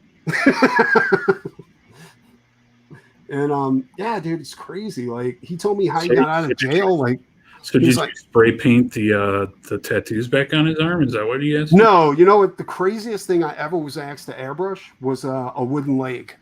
You know, because the guy wanted it to look like it was tattooed. You know, and he was like, "Yeah, can you make my leg look like it's got a bunch of tattoos on it, like my other leg?" I was like, "Yeah, I could probably do that. Whatever." That's kind of cool. Yeah. Yeah, that's a cool thing. Yeah, it was crazy, dude. Like, there's a bunch of different shit. Like, the hardest part was doing the memorials, like when people lost their kids and shit like that, and they want to have them memorialized on their motorcycles and stuff like that. You know, but that's not so bad. The people who get people's faces as tattoos and the tattoo artist totally fucks it up. Seeing those, like those fail ones, it's like, oh man. Yeah, you don't want to get a first year tattoo artist to go ahead and do a memorial. I guess Jay Money left. Did he? No, he probably lagged out. Internet's been acting. Sometimes his internet gets wonky. If he comes back, I'll let him in. He's not in the waiting room. Like, he's just completely gone at the moment. But I've backed so many CG projects. Like, I don't just create them, I also back a few. You know, and like sometimes just to help people out, sometimes because it looks fucking insane, you know. And I'm still waiting on a bunch of them though. And I've only gotten like two. I've gotten two. I got Sim's book, and I got I got three. So I got Ethan's book, the first Cyber Frog book. I got Sim's book, Blood Hunt, and I also got fucking Captain Love, like the first issue of Captain Love. Yeah. Mm-hmm. And you'll get your Doom Fate. Yeah. But you know what I've been doing too is like I've also been like if I see somebody needs a little help, you know, like making their campaign goal, I'll throw them a cover or something like that. And like if they're really struggling and I see like it's a really good project, well, I'll do a trade out, like, you know, hit me with a bunch of swag and try to sell the artwork on your campaign and we'll talk. See, that's really cool of you. I'm a dick. I don't do that. Yeah. Well, I mean, some people don't have time to do it. I was like, I do it for a living. I remember that. No, I'm joking. I'll be right back, you guys. Yeah, that's what they. No, I'm joking. I do that. I do that stuff too. I mean, I try to help all my friends out when they need help. So yeah, I just I did a lot of stuff for Lost Pages and Yeah, the Lost Pages looks interesting too. Like Zayd really went over the top with that. Like I'll be straight with you. Like I wasn't really crazy about like Magic Cop didn't really I didn't vibe with that too much. Like it just wasn't something I'm into. You know? Yeah, but it was really good, dude. No, I believe it. I'm not saying As a it's story, not. it's good. You know? I'm just saying like it's like I'm just not. That's not the genre I'm into. You know, and Put down the gun, citizen. I know magic. but I get it, and I see where people would like it. But there's a bunch of other stuff out there too. The Lost Pages is going to be good. So the Lost Pages looks insane, dude. Like that's definitely right up my alley. And when he asked me to do something for it, I was like, "Fuck yeah, I'll do it." You know, I was like, "Dude, I did a card, so yeah, it was. Yeah, me too. Yeah, the Masquerade, which is my personal favorite character. So I'm glad because he showed me that like almost a year ago. And I'm like, this character's cool, man. If I can do something with it, I want to. So you have Yeah, a and he's, campaign called Magic Cop? What's that? Is that what I'm understanding? You had a campaign called a comic book called Magic Cop that you crowdfunded? Yeah. Not me. That was the Diaz brothers, Phil and Brandon. Yeah. I actually did the back cover for it. For Magic Cop? Yeah, I did the back cover. It looks like a good project though. It's just, it's just not my jam. The it's pretty funny. But I'm pretty sure you'll back Melvin #1 once the campaign is. Of course. But they had like that new book, like the Lost Pages, dude. He's got so many cool characters in there. You know, like I was like, this is fucking amazing, dude. Like, I mean, that Shadow character he's got in there, I was like, this is cool. Like, and it's really easy on the artist. Yeah, that's. I think it's probably going to be. I don't know. That book should be 6 figures, but it's the most potential book, and I don't think anybody's ever done a book like that in CG, and it's going to be big. I think a lot of people are going to see it, and I've already seen a lot of the finished stuff, and it's going to blow everybody's socks off. It looks like a professional, like one of the big two did it. That's how good it is.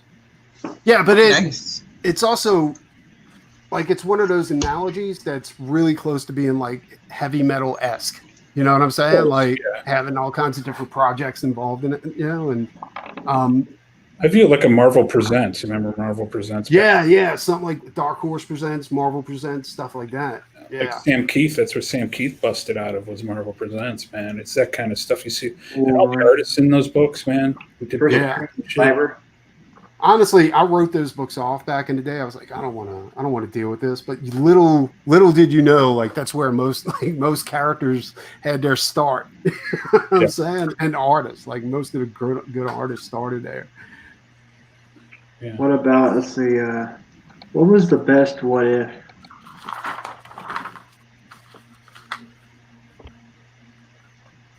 Now, explain this to me, Nikki the Pipe. Yo. Why do you need 2 hands to draw? This hand shakes too much. Okay. I have a really bad, like if you see it, it starts going. Oh yeah. I can't do it. So I have to stabilize it with this one, and go ahead and draw with it. Is it like an injury, or is it just this? I've always been kind of shaky, and I think it has something to do with the asthma medication that I was on when I was a kid. Because I used to have to get daily injections and shit like that. It used to fuck with me, like make my nerves go crazy. And a side effect? Yeah, but this was back in the day too, so it's not like they had that shit down. Dude, that was some fucking secret technique you had that I needed to know about, brother. It's actually in this shit, man. He's fucking doing something. He's on something, man. Maybe you should make like some kind of stabilizer thing so I can just like with one hand like. Yeah, if I didn't do this, like my shit would be all over the place. Like it would look crazy nasty. I personally feel it's those hairy knuckles you have, brother. Could be. Ooh. Fucking caveman, son. Hairy knuckles. He's talking some mad I shit. was gonna say Hey, I'm a hairy guy too, man. But those look like some smooth knuckles, if anything. See how you can take that, man. You have to call him out when you see him in public. Like, you call my knuckles fairy knuckles? Like that Star Wars girl was saying, like she had some injury from a car accident, like some type of brain injury, where she shakes a lot too. And I was like, wasn't she like shot in the head or something too? I fuck have no idea, dude. All I know is like she's got something going on where she can't control her nerves in her hands or something like that, and that's why she Suck.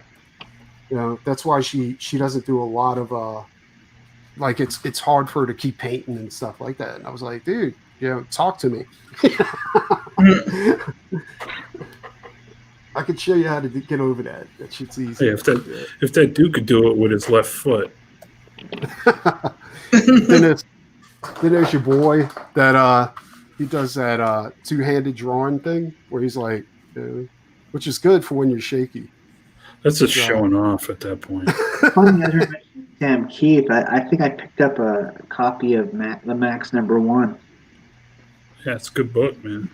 Yeah, that is a good book. So you gotta obviously you're a little bit younger, but when those books came out, man, it was such a light year beyond anything that was out, Image or Marvel or what Sam Keith was doing was so. Oh, see, the thing about Sam Keith is when I started kind of noticing that he drew feet really big, or he drew hands really big sometimes. Yeah, in Marvel Presents, he did Wolverine stories. Yeah.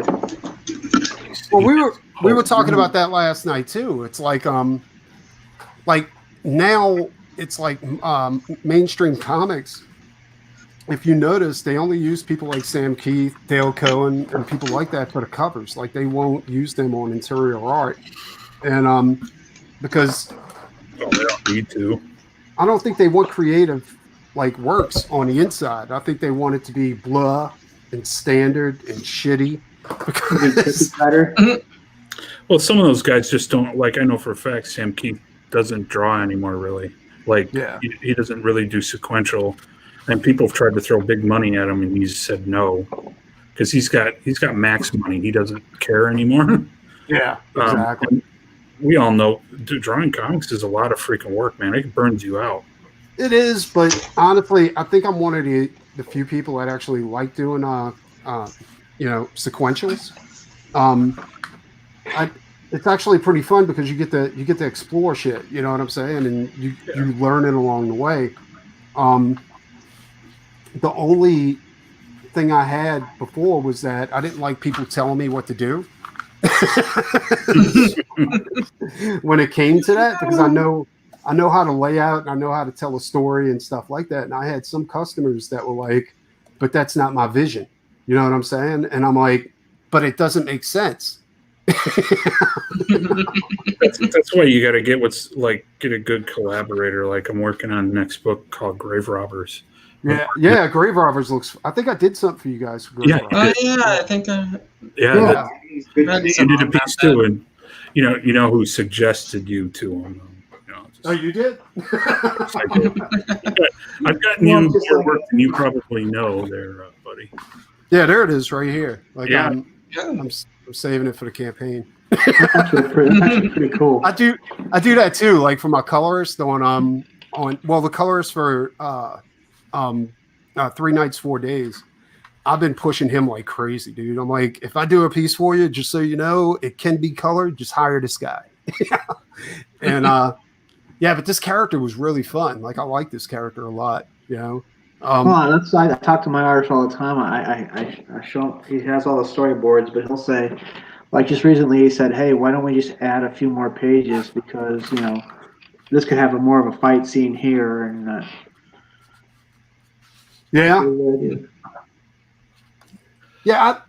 that's one thing I was telling your boy about CG is that I'm kind of spoiled now. Like I've got all the freedom I want to do whatever I want in a book, and I'm getting paid for it. So it's like there's no like I used to want him to work for the mainstream, like that was the goal. You know what I'm saying? Like to go ahead and do that, but that goal has it's just I don't it think I doesn't would. exist. I don't think I would ever do it. Like if they came to me and said, "Hey, we want you to do," like Wolverine would be great. That'd be one of my dream things. And I'd be like, but you got to draw him like SJW Wolverine. You gotta have him making out with Cyclops. Yeah. Oh God. Like unless we're going back to the Claremont Byrne years, I don't want any. Dude, that was the shit, son. I don't want to draw him because I want to draw an old, Dave Cockrum kind of Wolverine. That's what I want to do. Exactly. But I don't want to do none of this new stuff. It holds no interest to me anymore because they've ruined it so much. They have, dude. Like that's what I was telling them too. Like last night on the stream, like I'm a big Thor collector, right? Like I got. What the fuck was that? That was my dog. Sorry. So I'm a huge Thor collector. I've got like Thor number like 90 through 200. You know, that's all of Kirby. Well, most of Kirby's books, like except for the really expensive ones because I can't afford those. I had all Journey into Mysteries and the one that he was first debuted in, and then from Thor where it changed from Journey into Mystery to Thor. I had all. Yeah, I had all those. Yeah, I got most of those. I don't have the first appearance of Loki or the first appearance of Thor. Those are insanely expensive. Yeah, those old Journey into Mysteries and stuff like that. Thor was so unpopular. I think I paid like $50 back in the day for it. That's how cheap it was. Yeah, I wish I could go back and get them. Dude. So cheap. And then the old Journeys into Mystery and stuff. The old Thors, you can get them in like $5 for $1. Bins. Yeah, back in the day. Now, I almost sold my whole collection because I got rid of mine. Well, it was because the like what they're doing to Thor now in modern comics is a travesty, dude. Like they have like they treat him like almost like an addict, you know. And when he's not being cuckolded by by Miss Marvel. Yeah, exactly. Anything Marvel does is garbage now. I think the Walt Simonson run was the best. Well, I do like Walt Simonson's Ragnarok is the best thing out there right now. It's what I think it's another Thor story that Walt Simonson wanted to tell, but they see him as being too old, so they won't hire him back. So IDW put out Ragnarok, you know, and it turns out Ragnarok was one of the highest selling books by IDW, you know, and so yeah, Walt Simonson is definitely still relevant, you know. I love this guy, but they're not. You know, he's taking his time on it, which is fine. Didn't Walt work on New Mutants before he passed it on to Rob Liefeld? I never caught that. What was that? Yeah, he did X Factor actually. Oh, X Factor. Sorry, X Factor. Yeah, he was doing X Factor for a while. Greg Capullo? No, Walt Simonson. His wife really? Louise was writing it too. Oh, nice. Oh, yeah, right. I remember that run because I switched when he switched from Thor. He went on to do X Factor. And then he went and did Fantastic Four, and he did a couple other things after that. But yeah, he did some Fantastic Four stuff. Who's the guy? Who's that used to write New Mutants? That was Chris Claremont back in the day. Oh, was it Chris Claremont? Yeah, he came up with the group. I mean, the guy don't need to work anymore. He created a lot of characters. Well, go ahead. No. We were talking about that last night too. Like Marvel is very stingy as far as compensating their creators. Right. You know, like they don't let them create anything new either. Yeah, like I remember an article with Jim Starlin, and he was bitching about it. He was like, "Dude, I've gotten more money from the very brief appearance of one of my characters in Justice League than I have from Thanos appearing in Avengers." Yeah, and once that article came out, I think Marvel freaked out and started sending him hush money. Well, I mean, this is the same company screwed over Jack Kirby for decades. So, I mean, what do you expect? That's the same company that screwed over their top talent and didn't expect them to walk off and form their own company. They were upset by it, but yeah, I mean, they've learned very little. Marvel's a terrible company to work for. terrible. Now, Passion, I got a question for you. Might have you an answer. Have you seen any old school kaiju movies? Yeah, sure. I love Godzilla and Gamera. I'm actually working on a little silent book. It's going to be Gamera versus Godzilla. Oh, that'd be awesome. Are you going to release it as a fan thing, or? Yeah, it's going to be. Do you know who Daniel Warren Johnson is? No, I don't. You got to look him up on Instagram. Look up Daniel Warren Johnson. He'll blow your freaking mind. Okay. He does these little comics that he only gives out at. You just give him how much money you think, and they're just 8.5 by 11 folded kind of mini books, zines kind of deals. And he did one of Luke's Old Man Skywalker. He did Old Man Skywalker. Yeah, it's great. He did a wrestling one that's amazing.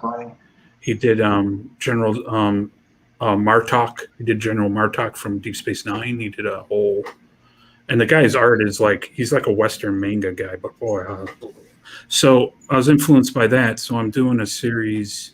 I have them all penned out, but one of them is going to be Godzilla versus Gamera, and then the next one is Boba Fett versus the Predator. Dude, that's fucking awesome. How about this for an idea? How about this for an idea? Storm Shadow versus the Turtles. Chris Hansen versus the Predator. Yeah, Boba Fett versus the Predator. Chris Hansen. Think about it. He shows up and all of a sudden Chris Hansen goes, "Predator, would you please have a seat?"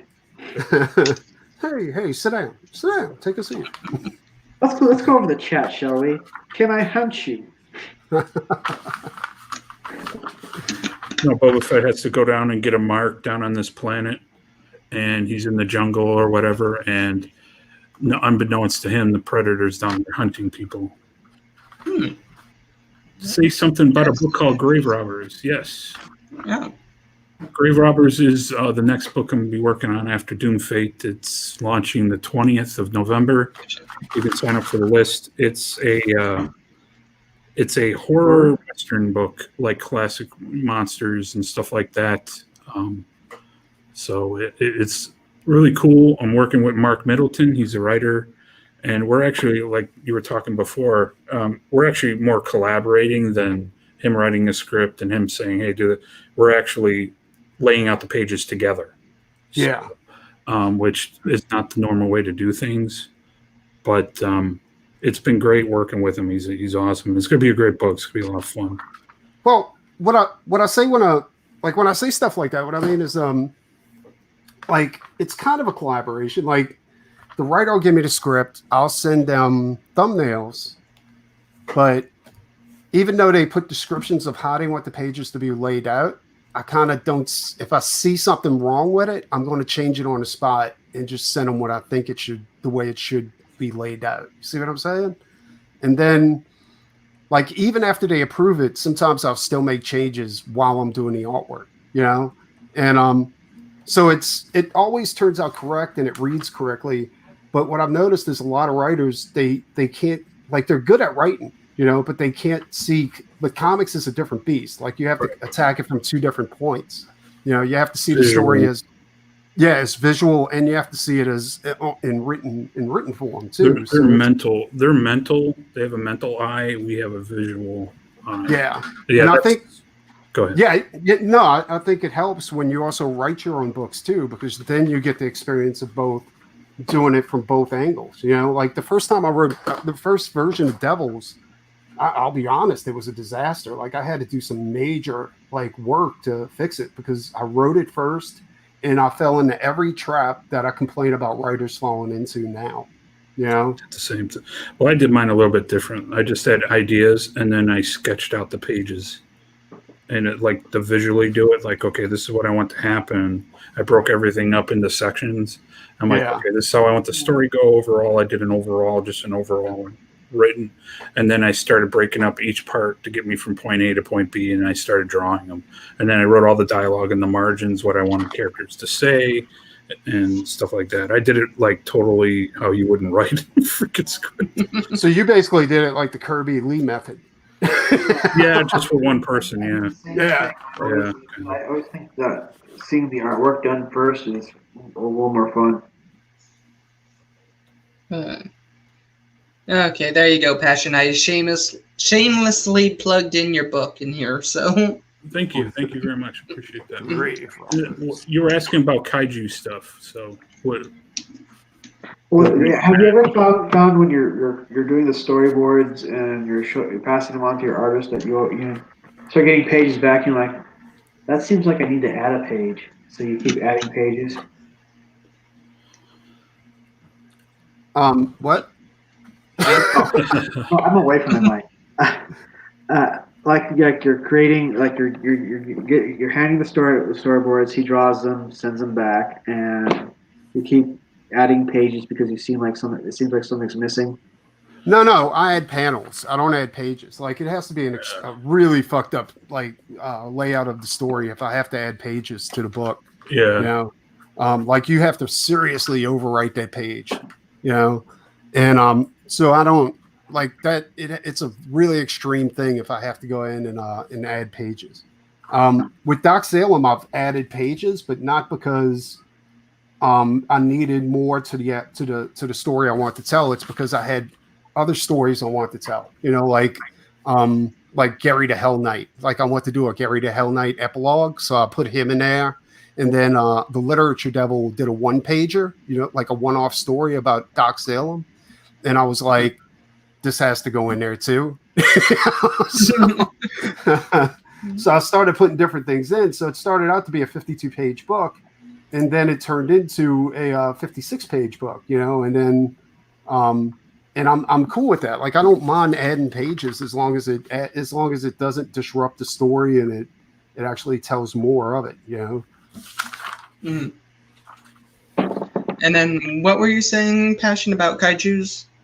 Well, someone asked me about if I liked old kaiju stuff. Yeah. I love Godzilla, Gamera. I used to watch Spectre Man as a kid. Those were. Have you ever seen Spectre Man? I have not. It was the precursor, pretty much, to Mighty Morphin Power Rangers. Oh, like Super Sentai. Yeah, kind of like that too. But it was about a guy, and he would grow real big. And there was these three monkey dudes, and they would make a monster grow. They'd create a monster, and he'd grow real big. And the Spectre Man would change, and like they kung fu fight and stuff, and destroy buildings, and then he'd shrink back down. And I think I know what you're talking about on that. Spectre Man. Yeah, if you find them you can find them on YouTube. They're pretty hilarious. But those are the early like 70s, 80s kind of kaiju kind of stuff. There's all kinds of other kaiju movies spin back. There's all kinds of. I liked. I don't know if those really count, but you know, old monster movies. You know, I watch Son of Svengoolie. Svengoolie still on now, and you can watch a lot of his old monster movies. But I grew up in Chicago, where he started out, and every Saturday he was a monster show host guy, and he was on MeTV every Saturday night. And still showing them 40 years later, and he's still doing monster movies, and that's where I watch a lot of those old monster movies. You know, everything. He always showed Godzilla flicks, Gamera movies. And those were my thing. But I love Gamera more than I like Godzilla. I'm one of those people. Oh, really? I'm gonna have to watch those. Yeah, movies.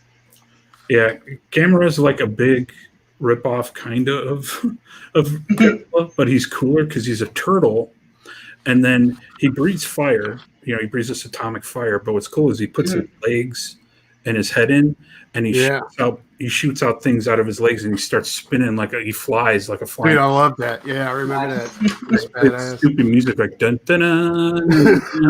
Yeah, I've seen some of the YouTube clips on that. What about War of the Gargantuas? Were you a fan of that? I don't think I ever saw that one. Dude, you never seen War of the Gargantua? Dude, you got to see that. All right, I'll have to watch that one. Yeah.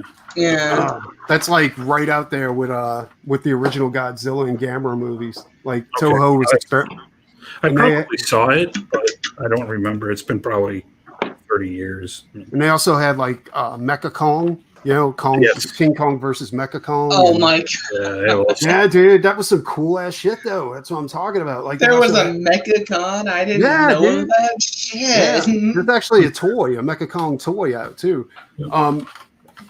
Yeah, and they also had let's see, War of the Gargantuas. They also had Frankenstein. Toho did a Frankenstein movie where Frankenstein versus one of Godzilla's buddies, actually. Like it's a giant Frankenstein going after one of Godzilla's friends. So how did And, he get giant? Did he just like happen to walk by a freaking giant ray or something? I'm sorry, I can't spoil it for you. You got to go ahead and check Yeah, it. Now, there's an archive on the internet with all of this shit because it's all public domain now. Yeah. So you can go and it's all high res. You can download it and check it out. It's great, I'm pretty dude. sure it's on YouTube. No, it's not. I'll send you a link to the archive. Really? As soon as I'm done. But it's Nice. great. When I found that archive, I was like, dude, you got to be kidding me. This is fucking phenomenal. Yeah, and that led into Mystery Science Theater in the early 90s. And they showed a lot of other bad movies, and they show a lot of Godzilla flicks. Well, you know who's making fun of movies now. Everybody. Well, that. Also, very the much. manager of the greatest metal band ever, Sleazy P. Martini. Well, He's the manager of. I don't know about greatest, but okay. War. They're so great, you haven't heard of them. Dude. Yeah, exactly. Just real quick, I love Space Godzilla. Oh, Space yeah, Godzilla me is too. Shit, son. Space Gods. I mean, surprisingly, he was based off of a video game. Did you know that? Yeah. He's got all the big things in the little stones on his back or whatever. Yeah. Yeah, but he was based off of Super Godzilla. Well, he And, was a derivative of because you remember? Did you see Godzilla versus Biollante? Yes. Oh. Okay, well, you remember when at the end when Biollante turned into that like glitter shit? Yeah, that And- glitter went into space and And it mixed with some I have no idea, like space shit or something like that. Yeah. And made Space Godzilla. Cosmic rays. Yeah. yeah. And but I was cool with that. Like, dude, that was awesome. Like Toho outdid themselves in the early 2000s and the 90s with all that kind of crap. Yeah. Mhm. Because they had Mecha King Ghidorah and all that kind of crap like that. Yeah, too. they got kind of crazy with the mechs, though. Yeah. But that was anime and stuff was kicking I with you. guess he's Kiryu is still the best Mega Godzilla out there. Just my opinion on that, though. I I do do, but Netflix did ruin all of that. Oh yeah, The their animated movies. Godzilla. Yeah, that was not a. That's a rights thing, I think. What I heard, like they're not allowed to use Godzilla like on Earth, so they had to do something totally different with it. Because That's retarded. That is. that last Godzilla doesn't- movie was like it's really good. You can see a cut on the on YouTube with it takes out all the human stuff. It's awesome. The fights are amazing, Nice. but they keep cutting to people. It's like stop. Well, that's what they used to do with the old Toho movies, though. Like they used to make you wait for Godzilla to come in, and when he finally did, it was like War of the Monsters, or some shit like that. Like it was crazy. But yeah, that's not. I don't think that's really anything new because they used to do that shit Look. all the time with old Godzilla movies. No, I mean like as they're fighting, they're cutting to the humans like every 3 seconds. Oh no, you can't do that. Yeah, that's like it gets really irritating where it's like, but you see Godzilla, he's got a slam, and it's like, and then it just like cuts to someone doing a reaction. It's like, no, that's lame. Well, the first Godzilla movie with Bryan Cranston, Yeah, was Yeah, I was all that into one it. was like too much human element in that one. Well, what pissed At me least off in is my that when they finally show Godzilla at the airport, right, and he's about to get into it, right, and they show him, Mhm. then they switch to a television, right, and Bryan Cranston's family's watching. I'm like, what the fuck was that, dude? they used to do that in the old movies too, but they did it too much. Like maybe it was a budget thing. We can't show Godzilla. Probably. Yeah. I swear to God, my dog sometimes. That must have really pissed your dog off. The show. No, it's usually when someone walks by the hallway is when he barks. So. Yeah, no, it's a Godzilla talk, man. Yeah, I like Godzilla movies. They're dumb, but they're good. Yeah. Yeah. Yeah, my wife and I watch Svengoolie every Saturday because she's never seen most of these movies. This week is doing Mighty Joe Young, which is a great film. Oh, actually, I think that one was a Disney movie, right? No, this is the original Mighty Joe Young from the Okay. like the that's old. 40s Yeah. or 50s. It's the original one, and it's like a stop motion, considered a pivotal movie for that kind of stuff. So. Yeah, that was cutting edge technology back then. We watched one called The Devil Doll. It's from 1936. That sounds familiar. And it had Lionel Barrymore in it, Drew Barrymore's great uncle, and he played Mr. Potter in A Wonderful Life. And the special effects was like these little dolls that come to life, and they actually filmed them. You could tell, and they put them, superimposed them. But what they did back then, though, is there's parts where she's walking through a bedroom and all this stuff. They actually built the bedroom to scale, and it looks real. It's amazing. That's what always used to trip me out with the Godzilla movies, is that the cities used to look. I was like, God damn, dude. Yeah. I was like, these guys spend hours and weeks and months building these fucking cities to make it look real on camera, and then it's gone within a couple of minutes. I know. Some fat lizard breaks it. Yeah. And it's like, they had to get that shit right on the first take too. Like, There's a documentary about it, about the different Godzillas. I forgot the name of it, but it talks about all that stuff, like how everything has to be perfect. And Hitsui Godzillas. Sinbad was a badass stop motion.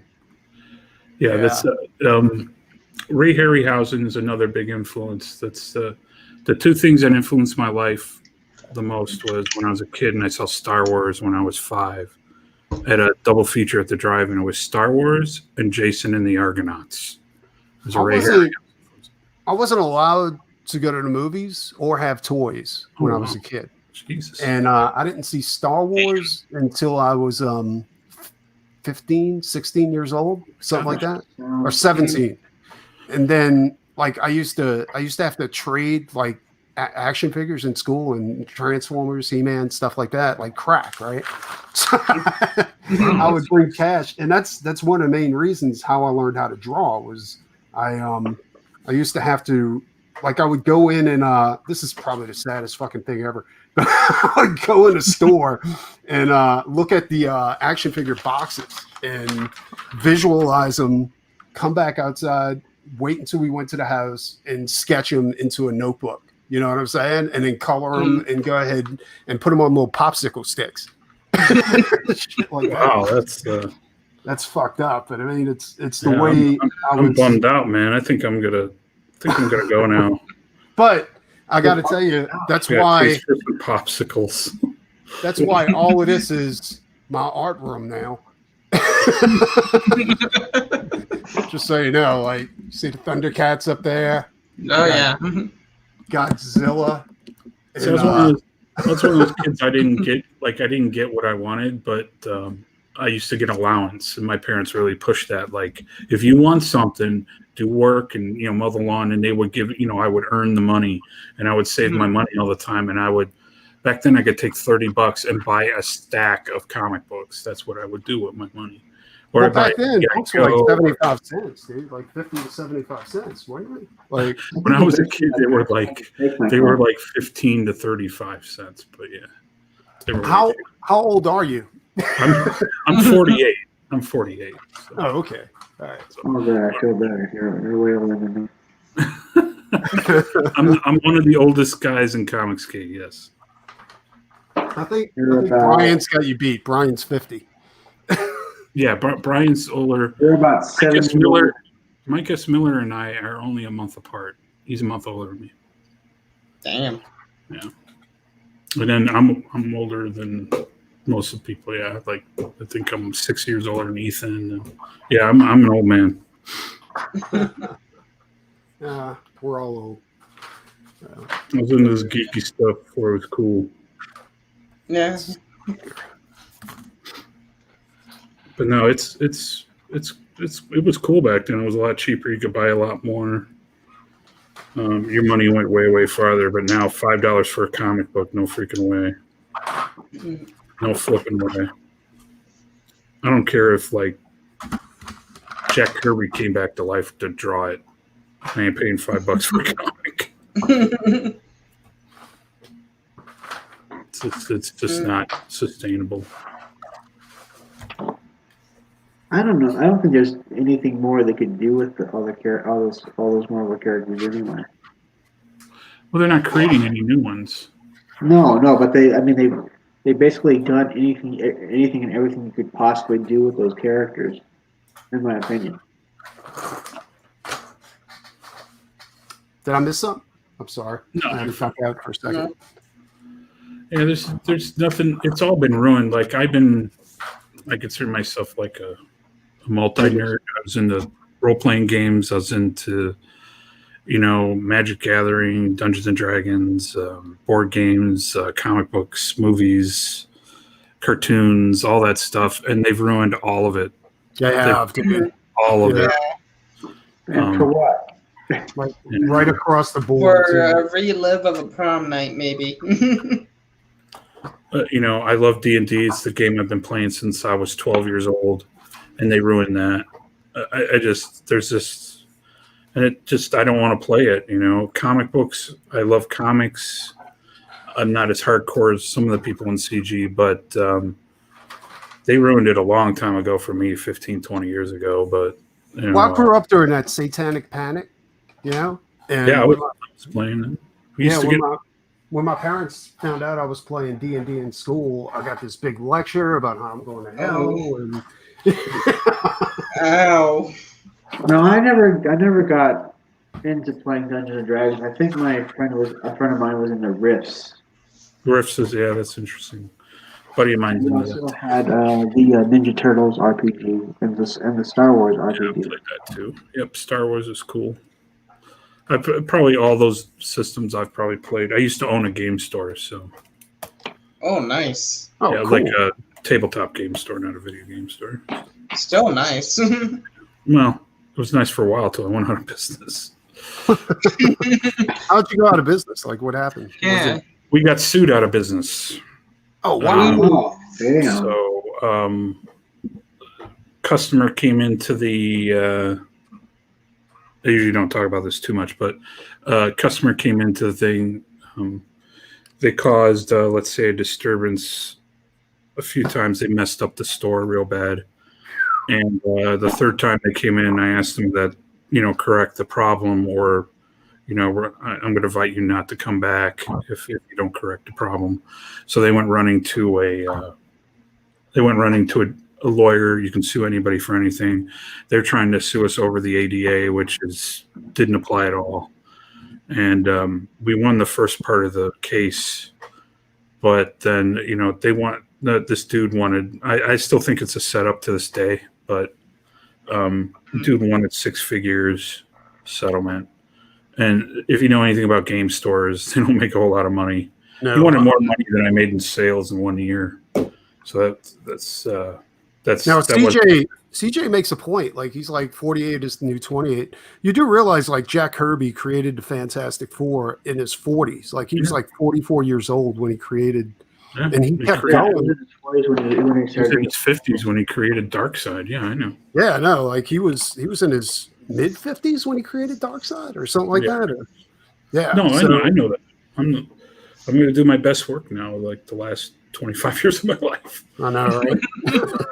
Yeah. I think maybe you got to that point to where you're like everything's now, all those skills are now settled in. You know what I'm saying? And then it's like, well, I still think I need to get better. I mean, I look at people like you, dude, and I want to punch myself in the face. But I'm not that good, dude. Like I think you're guesswork. I'm not just kissing your ass, but I think you're one of the best artists in Comicsgate. Period. You just don't get the I recognition. think so too. I think you're one of the best.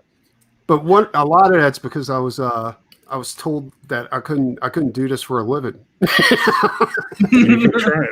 I'm like that too. Yeah. And I'm an asshole. You know what I'm saying? Like, well, yeah, I know you're an asshole. But... Yeah. Tell me I can't do something. Like, oh yeah. That's Hey, exactly why I got started putting my stuff together and hiring an artist. But I consider you more of an artist who does comics. I'm like that too. I'm an artist. I'm traditionally taught. I went to art school. I have a degree. I've never been traditionally taught. I've picked up books and watched people. Like watching Simon Bisley and a bunch of other artists work is fucking insane, dude. And then you pick up techniques. If you're smart, you'll not just go like, ooh, you'll be like, that's how he does that. Yeah, that's where I'm at now. But no, I think you're good. There's a lot of other really good artists who are not getting recognition for their stuff in Comicsgate, in my opinion.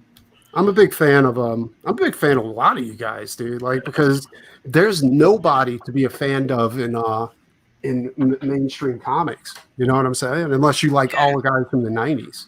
Notice everybody, he's not reciprocating the compliments I'm giving him. I did. I reciprocated. You suck, Passion. That's all right. I'm good. You suck. No, like all you guys, dude. All you guys are badass. Like that's what I'm saying. Like it's the rebirth of Image with all of this stuff, dude. Like everybody in Comicsgate has like a specific style, and we're not. It's no house style in Comicsgate. You know. Yeah. I want it to be better than Image.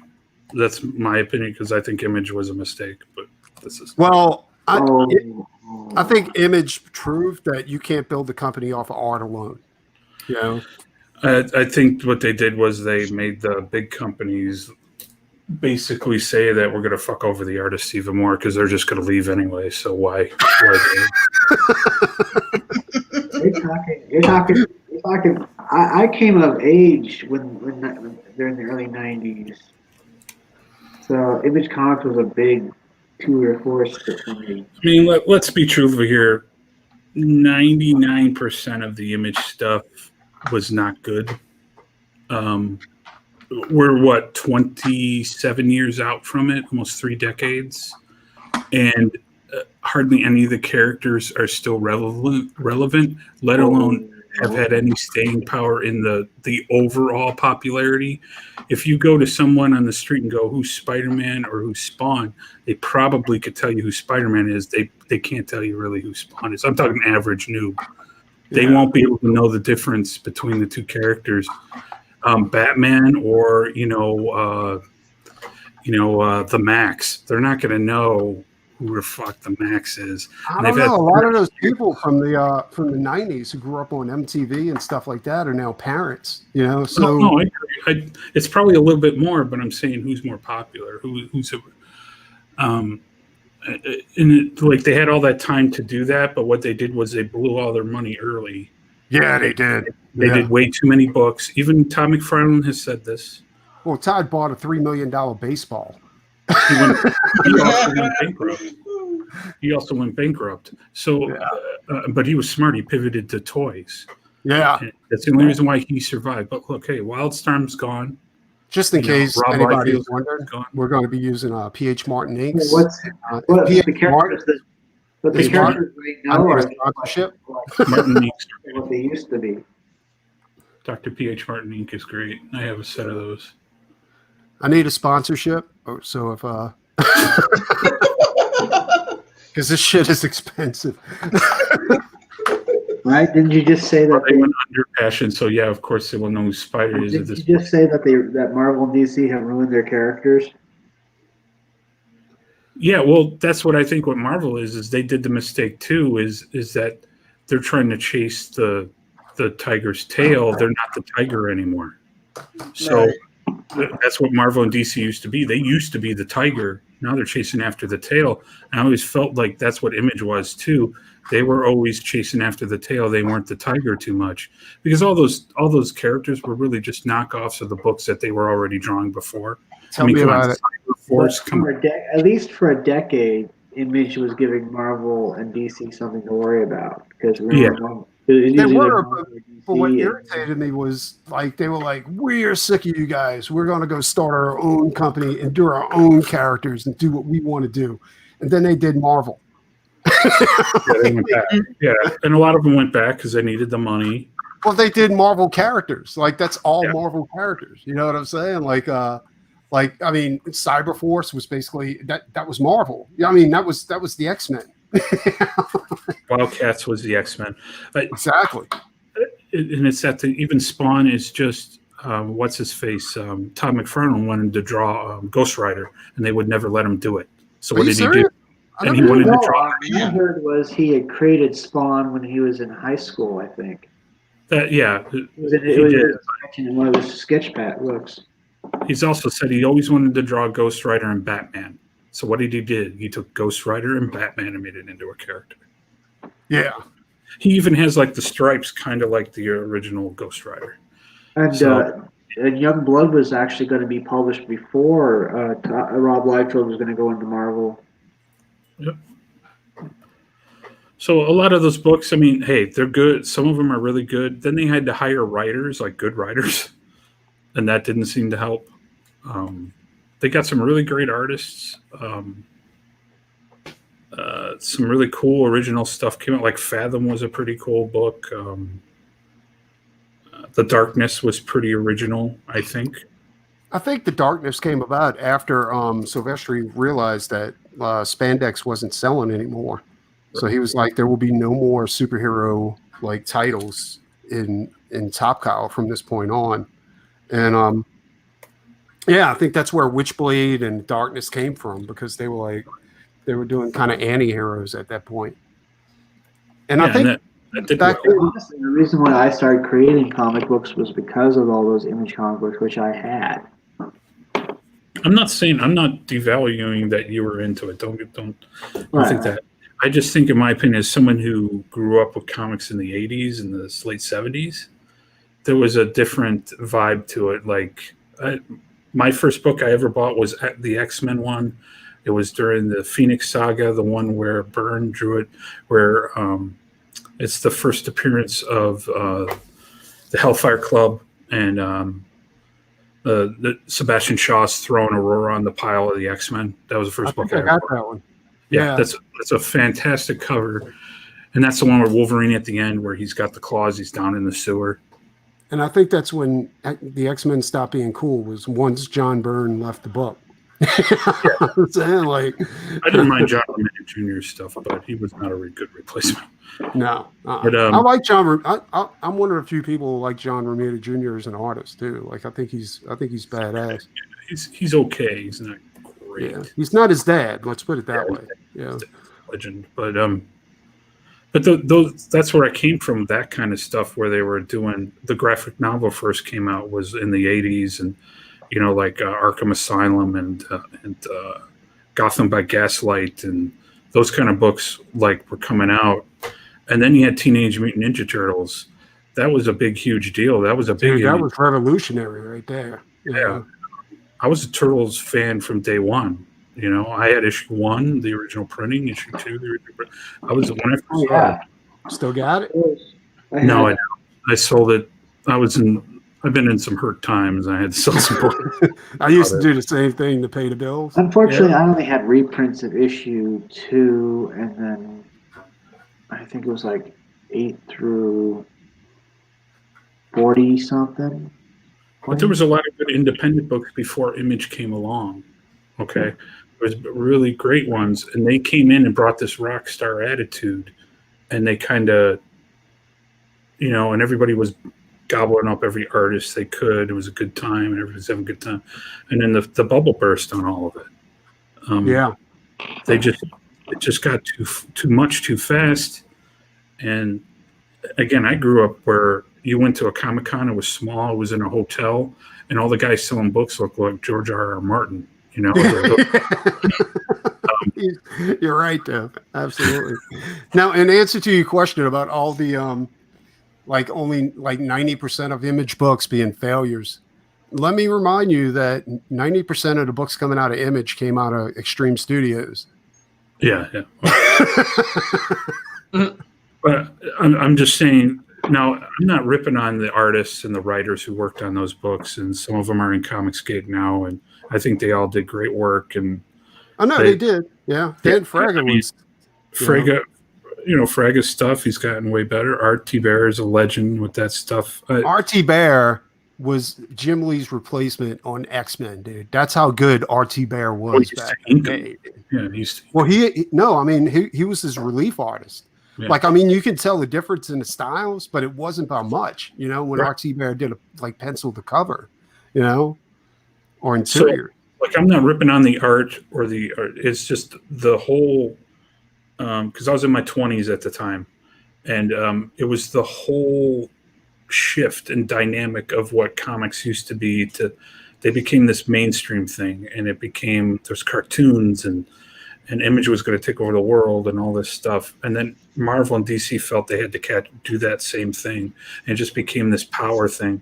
And Marvel and DC still doing that. They still think they have to be new and fresh, and the books just got stupid, and yeah, but don't you think all of this, the downfall of comics came when they started taking them out of drugstores and shit like that? Because it started to become a specialty item at that point. You couldn't get it easily. Market. Yeah, the direct market ruined it. If you talk about, that's the main thing. The direct market became a thing. Yeah. I sort of agree with that.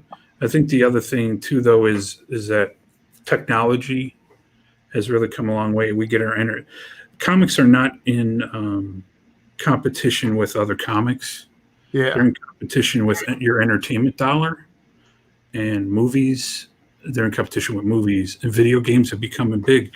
You can follow the decline of comic books, and you can see the uptick in video games. Yeah. No, you're right. But there's also a thing about now people want, when people go shopping for their house, right? They want real wood, they want antiques, they want all this kind of stuff. And everybody's saying that's the reason why people are going that way is because, antiques aren't better than what's being produced now. It's just that it's real. It's not fake. It's not, it's not made of plastic and all that kind of shit. And I think that's the same thing with comics. That's why comics has endured so long, is because it's the collector's value. It's the, you know what I'm saying? It's not digital. You can't hold on to digital. You can't collect digital or pop it out and flex on digital. Yeah. I agree with that, but look at manga. Manga outsells one manga book outsells all of comic books per month in the West. Yeah. It outsells them. Shonen Jump outsells the entire Western comic book industry. But that's only because, unfortunately, because manga sometimes does get sold in the stores and stuff like that. So how much do those books go for, though? Are they $5 books? Are they $2 books or something Depends like that? on what you're buying. There's some that are real cheap. Yeah, there's some that are real cheap. They're $10-15 maybe. Mm-hmm. How many pages do you get for that $10? Usually about 100, 200, I think, if memory serves. It's not bad, dude. And it's probably black and white, but even then, it's still good. You're still getting a solid story, and smaller. Also, Marvel does. What Marvel and DC does is they make the social commentary more important than the story. Right. Yeah, exactly. And that's what. Oh, go ahead. No. That's why I like Alterna, because Alterna is bring those prices down and start producing new shit. You know what I'm saying? And get it back into the hands of the consumer, and stop making this a specialty item. They proved that you can produce a book for $1 for less than $1.50 and sell it for $1.50 to the consumer. Yeah.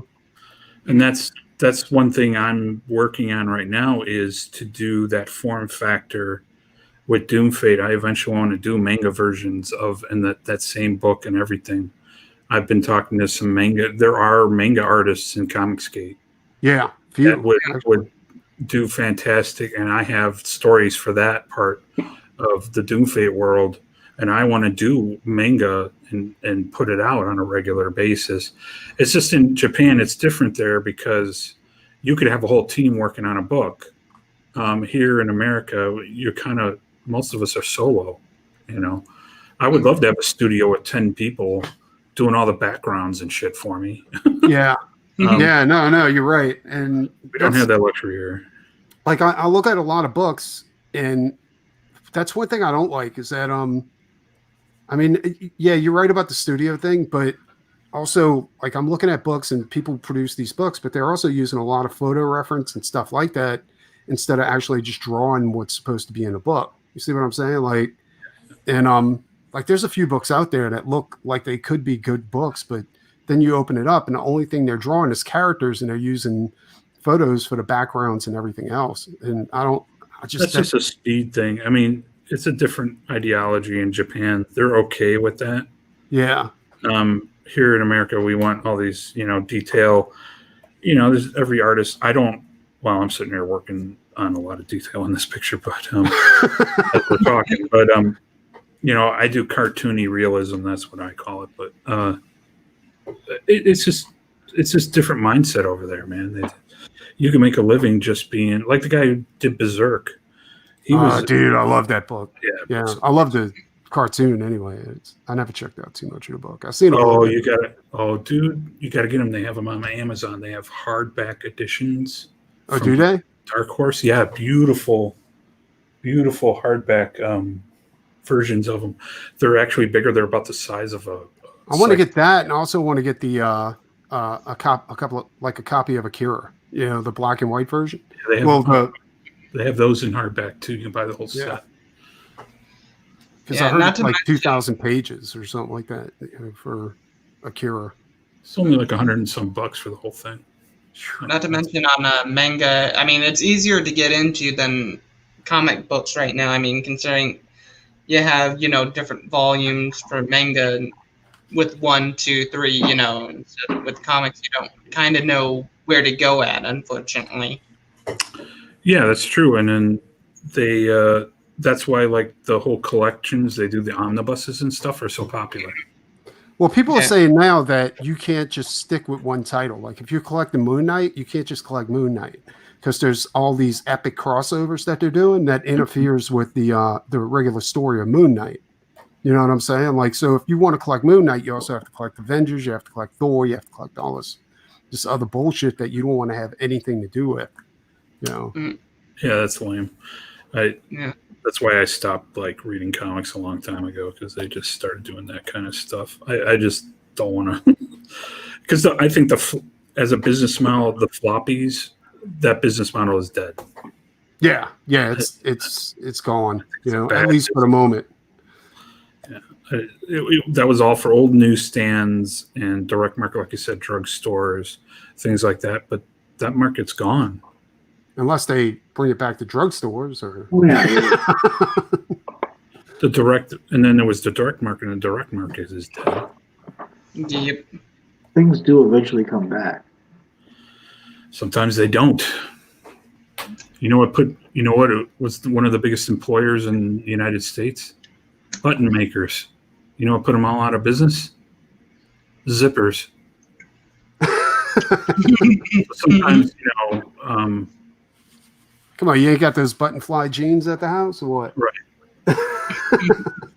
So more people wear zippers. So, eventually things do fade out.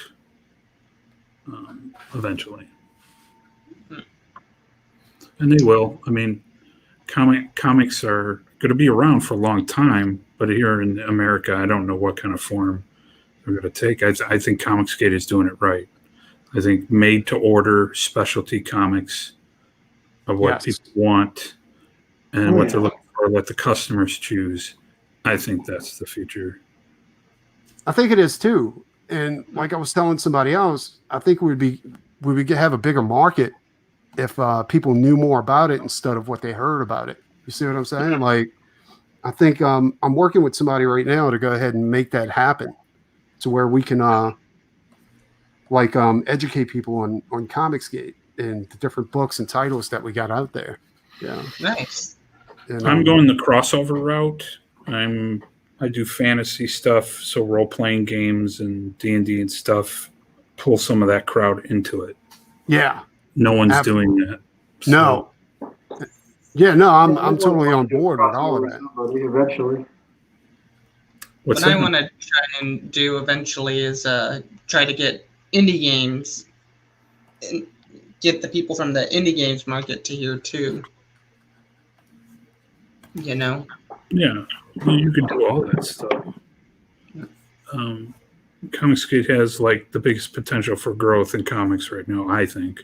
Yes. Mhm. And we got the talent, we got the skills, we got the people to do it. And I think I know about other projects coming out. I'm doing some stuff that's going to knock people's socks off, and I'm excited. And Like I've been telling people too, is like I think we're all the rejects of what like we should be working in comics, but we can't get jobs in there because we're not related to anybody. well, I came really close. I was one of those guys 3 times. I came really close. I almost worked for Extreme. Get out of here. Nice. I was going to do coloring for him. I've had this discussion with RT Berry. He's like, I don't remember you. I would have been the guy. I'm like, then if you did, then you messed it up, brother. But they went under, and I almost got a job drawing Teenage Mutant Ninja Turtles. That would have been awesome, dude. Yeah, that's one of my dream projects. That'd be the only mainstream book if they said, "Hey, do you want to draw this?" I'm like, "Sure." Don't even give me any money. I'll do it. You know what? You know what's funny? I actually offered to do that. I so wanted to work for. I know this is going to sound stupid, but IDW, because IDW had ROM, they had Micronauts, and all these different properties, and I was like, I want to work on ROM because I'm a huge ROM guy, and I begged. And what's even more fucked up is the EIC for ROM bought a ROM piece from me off of eBay. Right. So I was like, this is awesome. I'm in, so I emailed him. I was like, dude, you got to let me go ahead and, do this, whatever.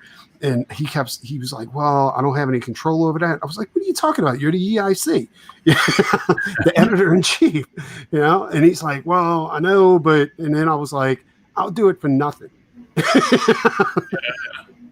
And he was still saying no. They did. He said no. And I was like, dude, what just happened here? And I did flats and basically I did coloring for Marvel too. I did flats for about a year for a colorist for Marvel, and I started doing more and more coloring than I did flatting. And he took all the credit. So Vinny said that's a trend. That's a common thing, yes. Yeah. I've talked to Kelsey about it too. He's like, that happens a lot.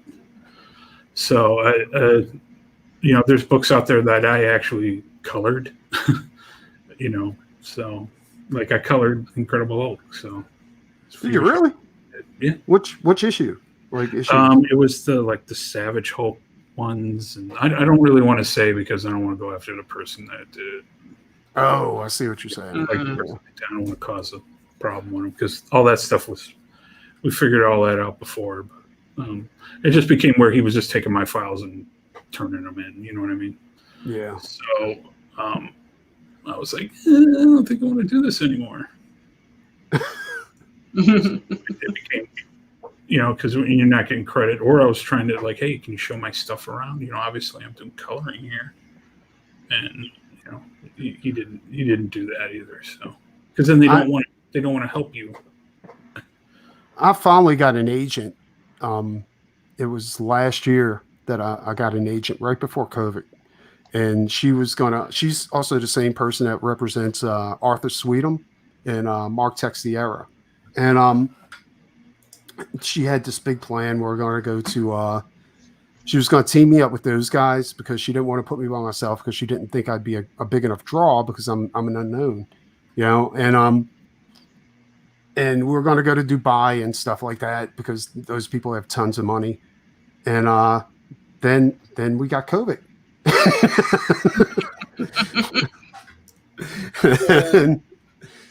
and that sucks ass.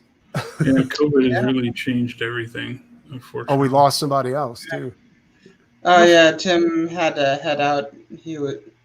was feeling tired, so he wanted to say sure. goodnight to you guys and peace out, but didn't want to interrupt you guys talking. Oh, he could have said something. Yeah, it's fine. Shut us up. We talk too much. Preston and I talk too much. Got a lot to say. So talk all night about art and comics. Could go on and on and on. You know, lately, you know, what I've noticed in cartoons, and I know Fisher Luke talks about this too sometimes, there's a lot of people who, like, there's a lot of prom episodes. Have you guys noticed that? Yeah, they were talking about that on Clownfish, about, Prom episodes? Yeah. What is that about? Exactly.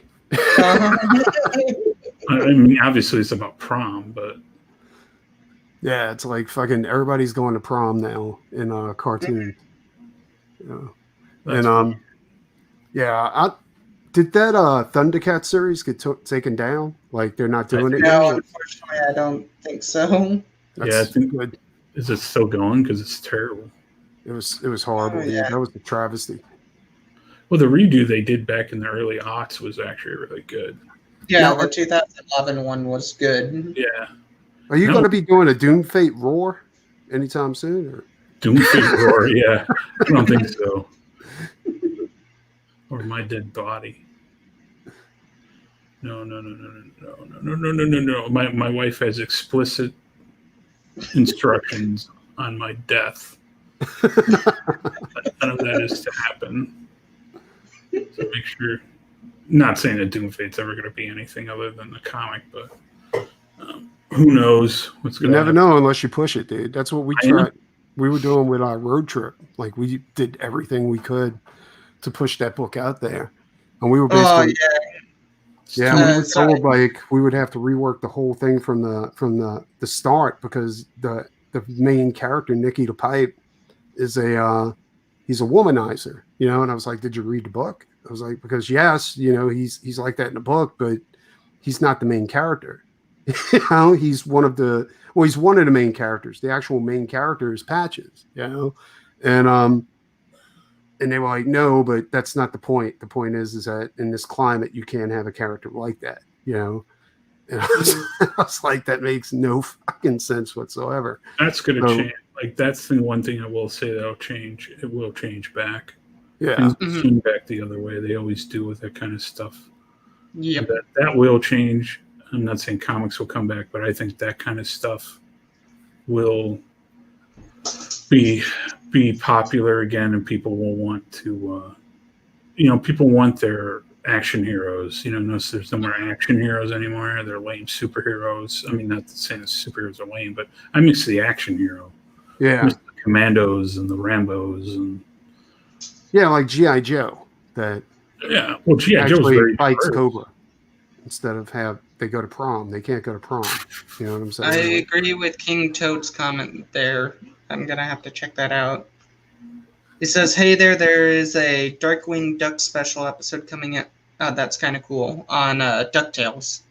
Yes, they're also bringing back. Oh, you're showing my stuff. Cool. Is that my stuff you're showing? Yeah, that's kind of weird. Yeah. Okay. Yeah. Yeah, I wasn't sure if you want to elaborate or do whatever. I just wanted to show these couple pages off before I got to head out here. Yeah, I'm about to stop the stream too, because it's getting too late. I got other stuff. I got mail outs to do. But this is a couple pages I just finished coloring for Doom Fate. So I'm just gonna hype. So you do all your own coloring too for Doom Fate. Yeah, that's what's taking so long, man. I'm supposed to have this book done. Let me zoom in on that. Hold on one second. Let me see if I can figure it out. There you go. Homer. But this is a couple pages for Doom Fate. I can tell you right now, this is about as happy and cheery as the book's going to be as it goes along. Yeah. But do you do all digital, or you do some traditional and then some digital? It's kind of a mix mosh. Like these pages here were penciled, digitally printed out, and I inked them all by traditional means. Yeah. I do loose pencils, and then I scan them back in, clean them up. Then I do all the colors digital. No, I dig that because I was talking to like I was talking to one of my artist buddies, and he actually works for DC. Used to work for DC. I don't know if he still does, but his advice was there always has to be an original. Like it doesn't matter if you pencil it in the computer or if you pencil it on paper. You have to, or you do it the opposite way, like pencil it on paper and ink it in a computer. But you have to have an original. Yeah. You know? Well, that's what I do. I pencil everything because I feel that like the way I draw is very expressive. I don't really plan things out too well. Yeah. And I just like to go with the flow. Sometimes it works, sometimes it doesn't. Well, I notice you have good camera angles. Like your camera angles are really good. And like, do you cut back on detail because you know that you have to go back and do the color and the paint and yeah, that's one thing. Like I can do way more detailed stuff, dude. I can do stuff that will make you and Joe Ball look silly. No, that's what I'm saying, because the reason why I don't do all of that is because I'm not proficient enough and I want to do more in other areas. So I'd rather, and it's hard, dude. It's hard hiring somebody that you can work with. Like, here's some pictures I've been working on. This is a project I'm going to be that's awesome. Yeah. It's going to be playing cards. Nice. Yeah. So this is just some of the pencils I've been doing for that project, and this is all digital so far. This is all digital. Is that Loki or is that for Doom Fate? This is for I'm doing there's a project. It's playing cards. Okay. So each suit's going to be different fantasy monsters. So the spades are all going to be the undead. All right. So she's the queen of spades. She's a vampiress. Nice. And then the lich is the king. You see, yeah, you got a lot more detail in that than you do in your. Yeah, you see that's the jack of spades. That's badass. Yeah. It almost looks like tattoo art, to be honest. Like this is the beginning of another one, and this was this is the diamonds. I think it is. It's it's a frost giant. So I like drawing like this too. So I like doing all kinds of detail, crazy stuff. Let me see. This is something I think you would like. Mr. Martinez likes your stuff. Thank you. Someone has to like it. But I like doing cartoony stuff and fun stuff too. I'm kind of all over the place. I like to paint. I like to. Well, that's the thing, is that comics don't feel fun anymore. You know what I'm saying? Like I think that's one of the most fucked up things about this whole situation, is that they're not fun. You know? Yeah, we're fun. We're the fun we get guys. to do fun stuff. Yeah, we're the drunk guys at a party. The drunk guys at a party. Like, let me see. Let me find this picture. This is right up your alley, dude. I'm doing this. I also want to do a book it's all the Lords of Hell. Yeah. So it's just a whole art book filled with different art for that. And this is Oh, damn. That's cool. Yeah, this is the Mistress of Rot. So she walks around, her throne is like these souls that have to, cart. So when she walks around, do they move around and move? Yeah, they move around. They all move like around. a hover around, like a. She never gets up. And she just. So I have a whole series of different like demons I did that I've been drawing and working on, and just sit there, chip away at them.